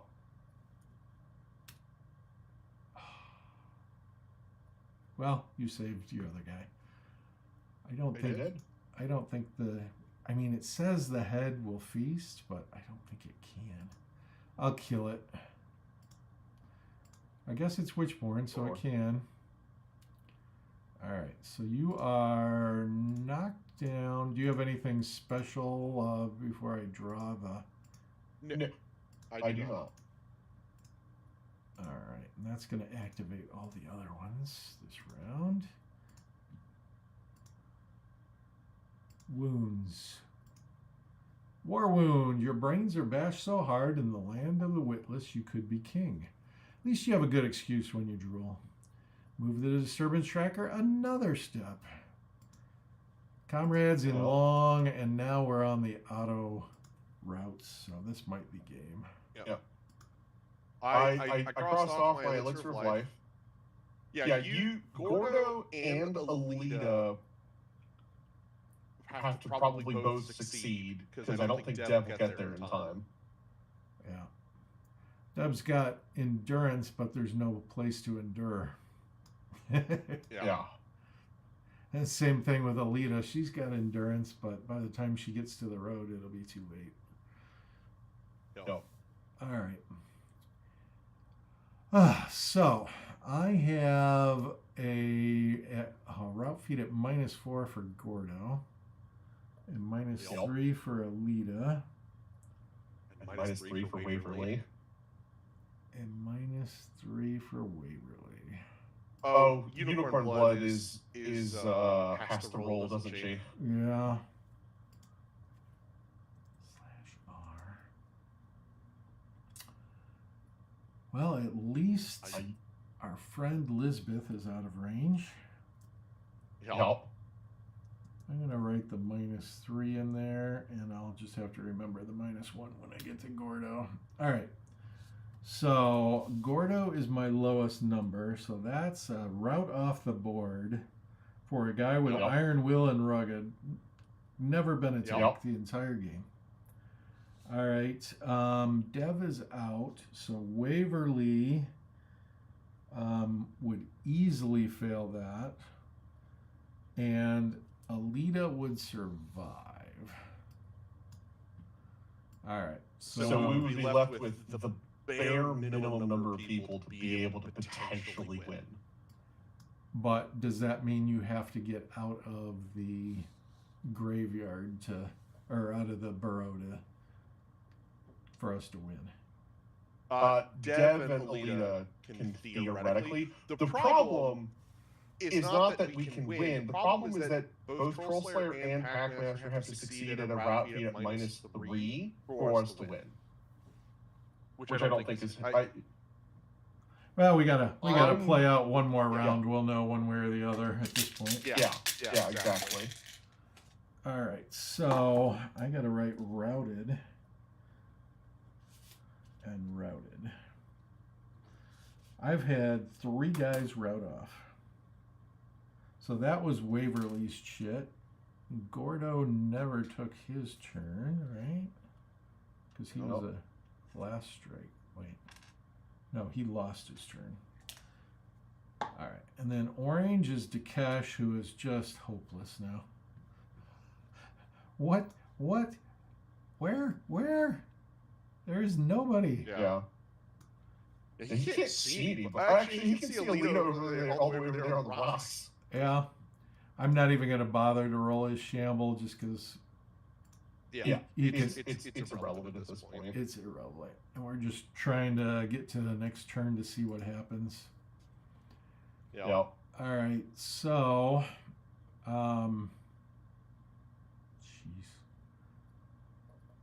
guess Alita's still got a turn coming because she rolled a 6. Yep. All right, so Well, she doesn't have any destructive spells to get rid of that plain scarecrow yet. So I guess it's just a fear roll at -3 to see if she can move. uh-huh. D6 -3. Oh, geez. I'm looking at what I need to roll here because my psyche was lowered too from my oops. Yeah. God. If I had my regular psyche, I would be fine. Yep. But because of my reduced psyche, I route off. Well, I think that's game then. All right. Routed. Because there's unicorn blood getting out of there is basically not going to happen anytime soon. No. He's going to be fighting down there for quite a while. I mean, Dev, he'll be casting spells along the way, moving, 3. It's going to take him all day, but he'll get there. I'm interested. Would Troll Slayer and Packmaster have made their route feats? Let's find out. No. Okay. Troll Slayer. Actually, at -3, they both succeed. Really? Because Troll Slayer's at a -1. But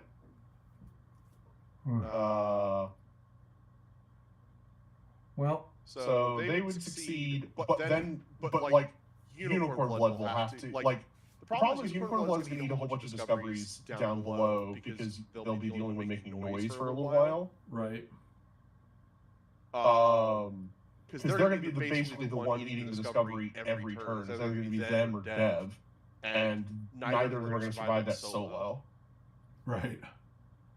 So like, I'm not worried about unicorn blood getting wounded. Because at the start of the next turn, what I would do is the first shit that we get, I would go with unicorn blood. Yeah. Breathe in with Stormlight and. Yeah. All right. Well, so I think that's game though. Unfortunately. That was God. That was so close.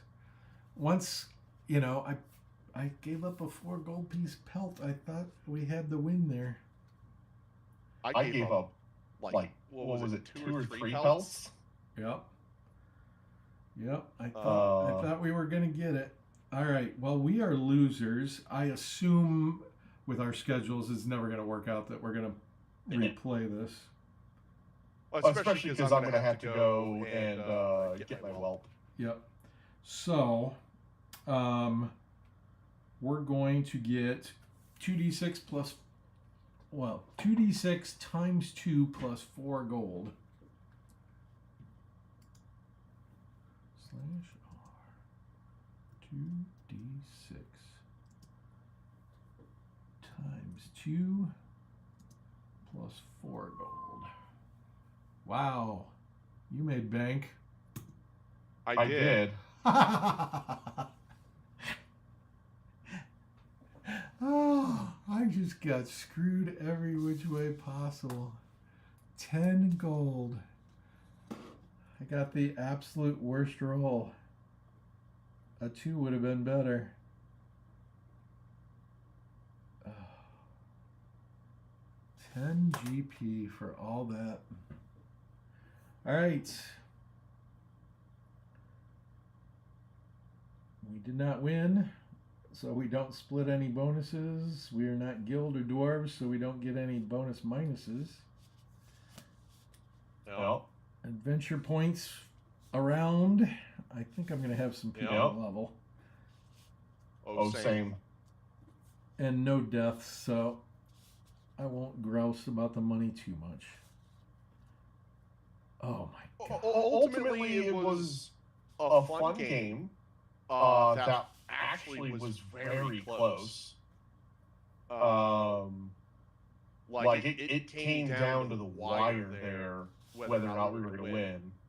I was kind of pessimistic and thought, honestly, fairly early on that we were not going to pull it off. Mostly based on where we were starting with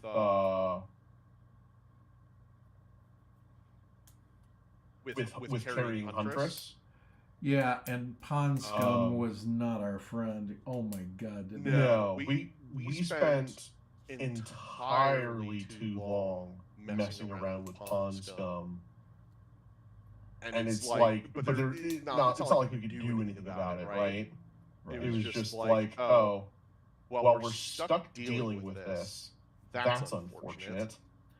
All right, so you want to hear something very funny?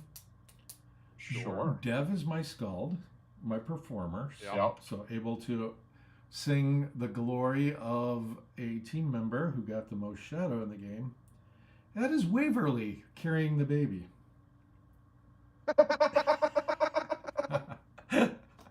And the baby cried and she ran. And the baby cried and she ran. You can't get my baby. All right, which reminds me, I have to resolve that encounter. Yeah. All right.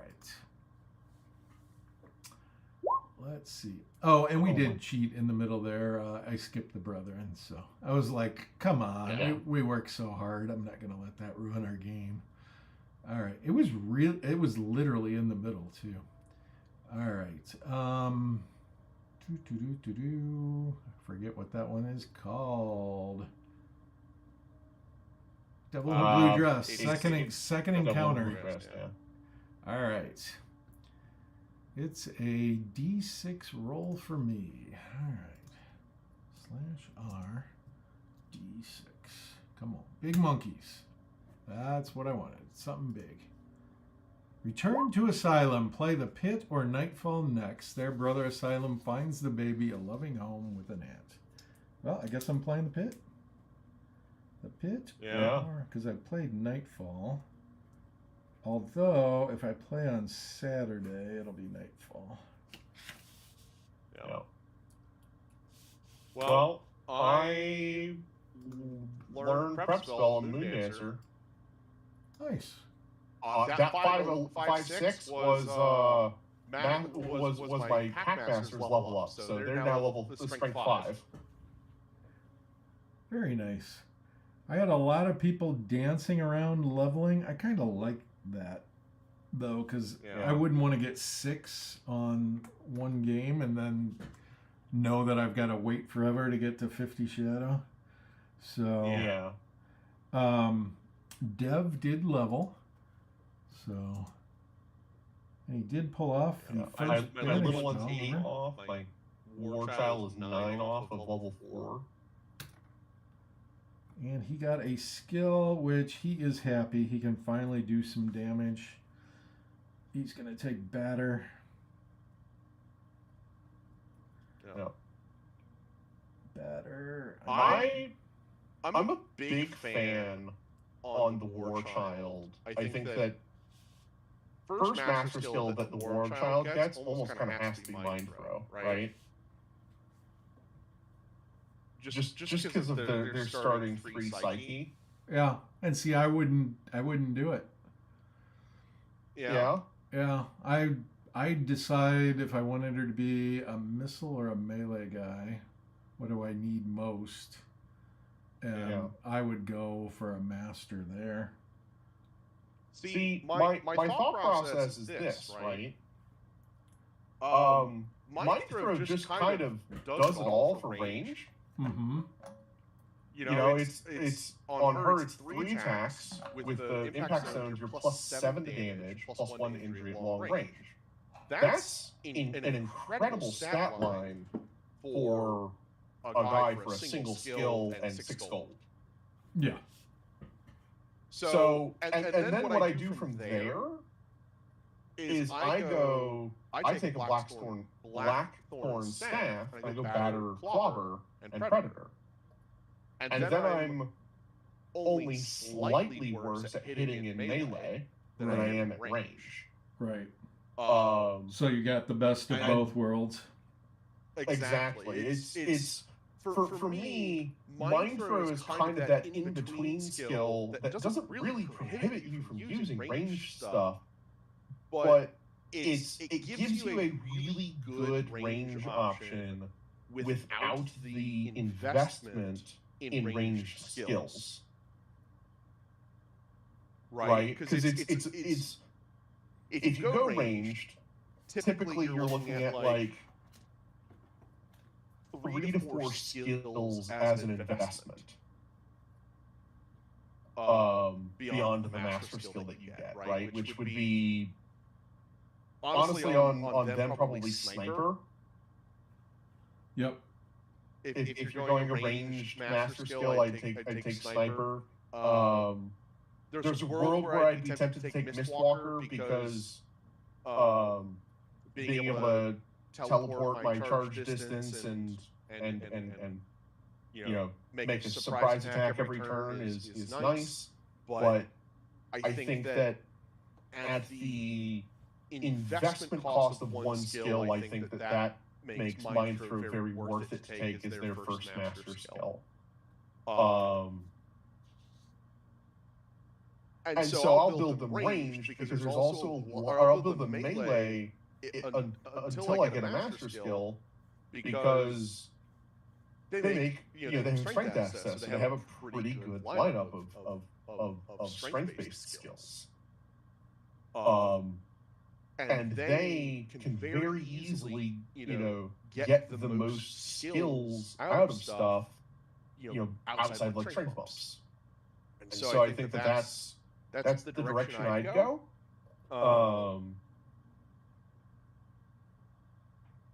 I've had a lot of success with my Huntress because their first skill was Swift. So they were like 9 speed from the start, and so now they've got a Bone Pike and an Lattle, and in melee they make 2 attacks, at range they make 3. Yep. Because an Lattle with Bone Javelins is 3 attacks plus 5 damage plus 1 to injury, and when I eventually upgrade to a Malwu's Lattle, it's 6 damage before any buff spells. So I'm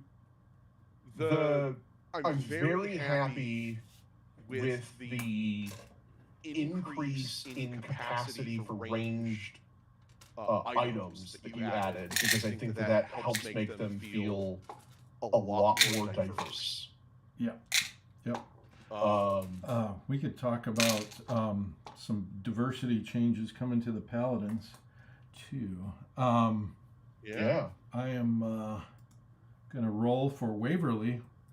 Crying Baby earned her 12 shadow points. Wow. Way to go, Waverly. Yeah, no kidding. And she got a skill. All right, so she take 5 wounds for you. Or herbal lore, I guess. Yeah. The cripple learned how to heal people so that other people wouldn't have to be crippled. Yeah, I was going to take Omen for her, but yeah, herbal lore seems to make more sense. It's thematically appropriate, Corey. Herbal lore. She won't have to use it this game, luckily. And I'm going to move the medicinal herbs to her. And I'm going to finally break down and buy the medicine bag for Dev. Yep. All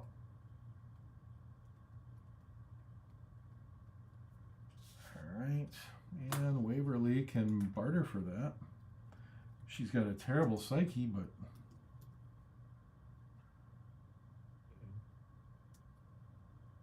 I've decided the next master skill I get on this war plan, depending on who it is, but generally speaking, will probably just be Beastalker. I desperately want one. What's that? I desperately want one too, but Haven't gotten it yet. I currently have 56 gold saved up. 59 actually, because of the unicorn hide. The pit or nightfall, huh? Oh, gosh. I have so many spells I want to take, and my mage never gets to play, and she only routed so she can actually learn a spell, potentially. I cannot learn a spell because I got wounded. Although I can't learn a spell because I used an elixir of life from the early days when I got incentives. Alright, so fairy site is nice. God, I love me a wall of stone. I love me a wall of stone. Gosh. Mist is pretty darn cool, and Veil is pretty darn cool too. I don't have any beasts for Alpha yet. Yep. Warp and Dream are both pretty darn cool. Dream would have really worked in this game. I forgot that I had comfort on my mage. Oh no. Yeah. I'm going for Dream. Let's see if I can get it. Yeah. I got it. There were only... I don't think that there was a point until like the very end where I was close enough for comfort to actually work. Close enough for comfort. And at that point, I'd rather just get the shadow. My mood dancer, by the way, has 8 wounds. Wow. Would you like to guess how many of them are knockouts? All 8? Oh, none, because of Hoarfrost, right? 1, because if you're... it doesn't work against WitchBorn. Wow. Because it is negated by Frostproof, which all WitchBorn have. All right. So What's that? Let's talk Paladins real quick before I end the stream. Yeah, absolutely. So last time I lowered the price of the Ranger quite a bit, because what I found was everybody's doing the same Ranger or the same build, and nobody's bothering with Rangers.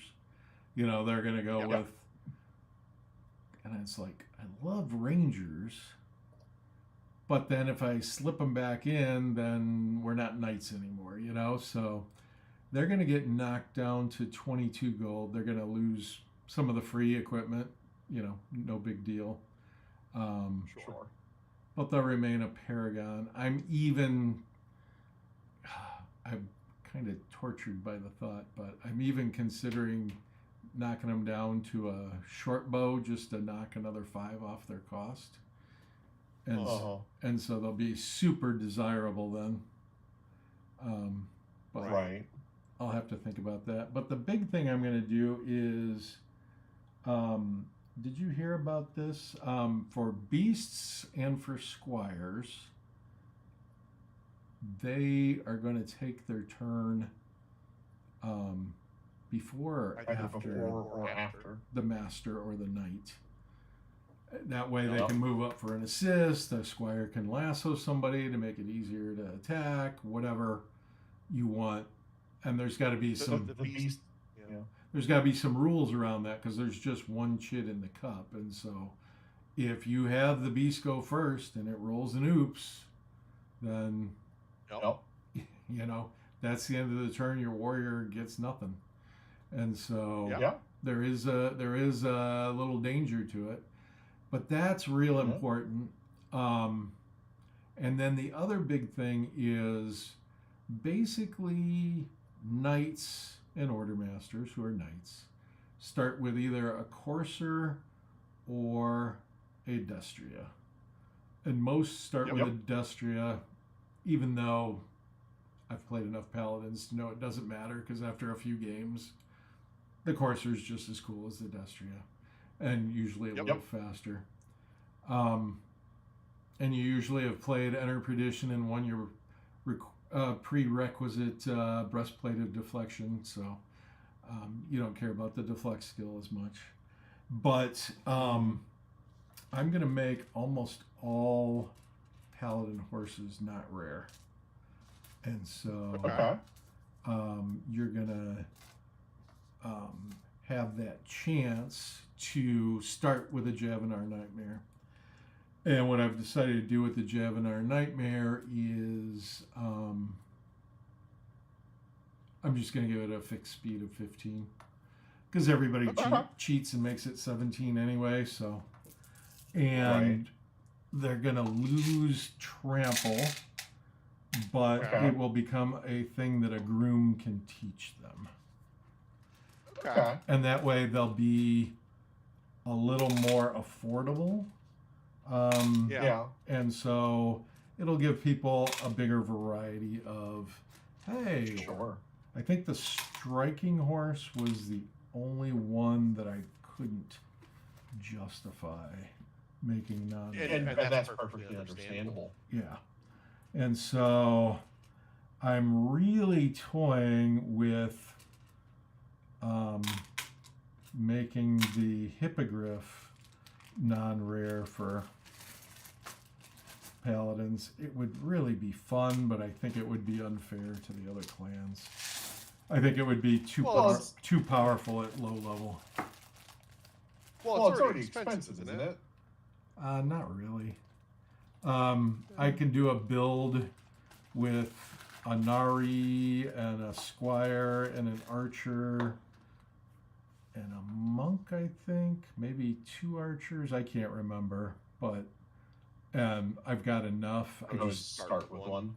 And start with one, and I'm like, yeah, but people are going to lose their minds if they have a flying paladin. And nobody's going to read the Cavalier rule that it has to work on a warhorse. So, yeah, I was about to say, but you should just not make it rare because they have to buy a warhorse. They have to start with a warhorse. Right. So the simplest method is just keeping it rare. Maybe give them a discount on it if they don't already have one. Right. Kind of like what you did with, the orcs and a lot of the other clans where they have like a thing that's theirs and they get a discount on it. One of the other things that I would suggest, now this is a wild suggestion, but maybe allow the grooms to teach horse tricks to not just war horses, to some degree. Yeah. Right? Like obviously not all of them would fit, but if you had a little symbol that, specifies it has to be done on a war horse. Because why not, with the Yavanar Nightmare existing, why not be able to give the palfrey a gate bonus? Yep. Or be able to train away coward. There's a lot of really interesting things you can do that can kind of help open up the throttle, so to speak. Yep, and it makes the Squire. So here's my last crazy idea, and then we'll end the stream. Well, this is the last crazy idea that I'm going to share at this point, and then we'll end the stream. What would, if I could get the Ranger down to 18, knowing that you pretty much have to start with a Ordermaster anyway, what do you think that would do to the Ranger if he wasn't a Paragon and he was affordable? If you got him down to 18, yep, and he basically replaced the Knight. Yep. Because I could see people. You'd have to probably get a couple archers if you wanted to start with a ranger, or forego your mage. Yes, you would have to. It would basically be Ordermaster Mage ranger, 3 archers, or 2 archers and a squire. Yep. I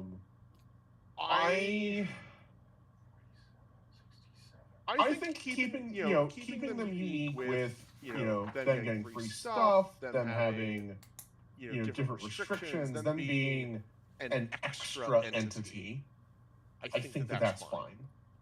I think that getting them down to 22 gold will increase the chances that people decide to buy them.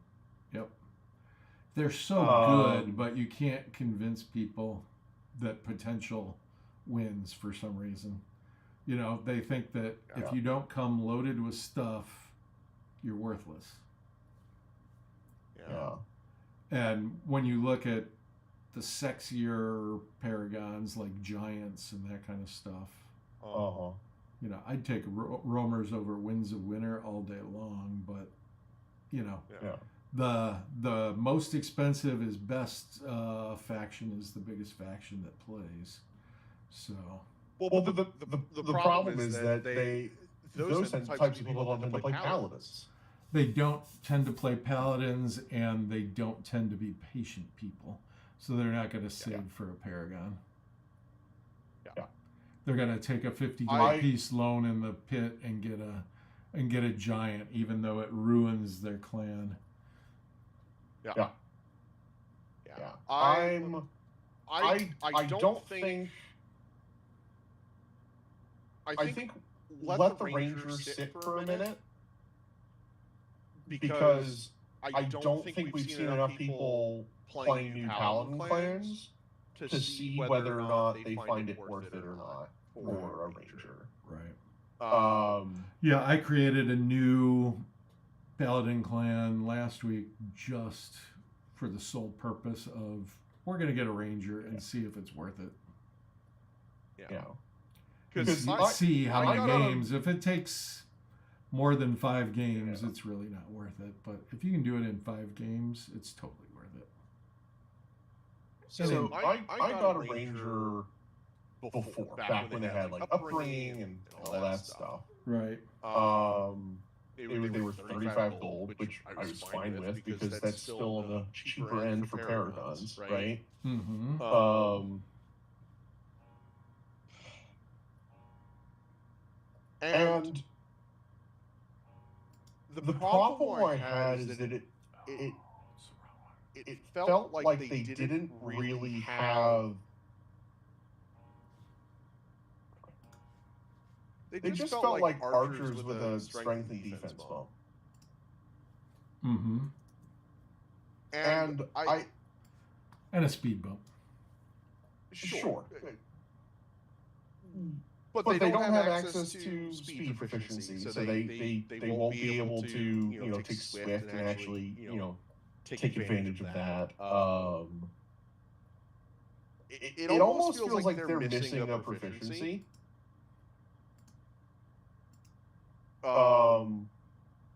Because like I think speed proficiency would do them well. I think it'd be kind of an interesting component added onto the ranger. It gives them a slightly different potential. They would be the only person in your war clan that could take parry. Yep. Which I think kind of fits fairly well with the versatility that. Since they start with survival, they really don't need a psyche. Yeah. So speed and agility could be really interesting. Yeah. Because the only thing I see psyche for them is aware. They might take aware. They might take the skill that lowers like armor stuff, but because mind over body actively reduces it from a medium to a light armor, I believe. Which means they wouldn't be prohibited in that way. I think Because yeah, speed access gives them access like quick shot or blaze or quick strike or what have you, which kind of opens them up to They can be the warrior you want them to be. Yeah. Like they're the, you want them to be on foot. Well, what does it take to be on foot in a team full of paladins? Speed access. Yep. I think that you can do away with aware or do away with psyche. Give them because they already have survival, so give them speed. And I think that in of itself would make them a more interesting. Give them more interesting build options. Because as it is, they basically it's like, oh, this is just an archer that has psychic proficiency. Yep. So, which doesn't feel very special or very different. But there are not a lot of warriors out there that have agility, speed, proficiency. That is for sure. So it kind of being a pioneer in that regard could prove really interesting in terms of build options. And if you get it down to 22 gold, then although honestly, I think even at 27 it's probably still fine. I think people will see speed. I think people, ever since you started kind of remodeling some of the master speed skills, a lot of people have seen speed proficiency and been like, oh, that's celerity, or that's this, that, or the other. That's good.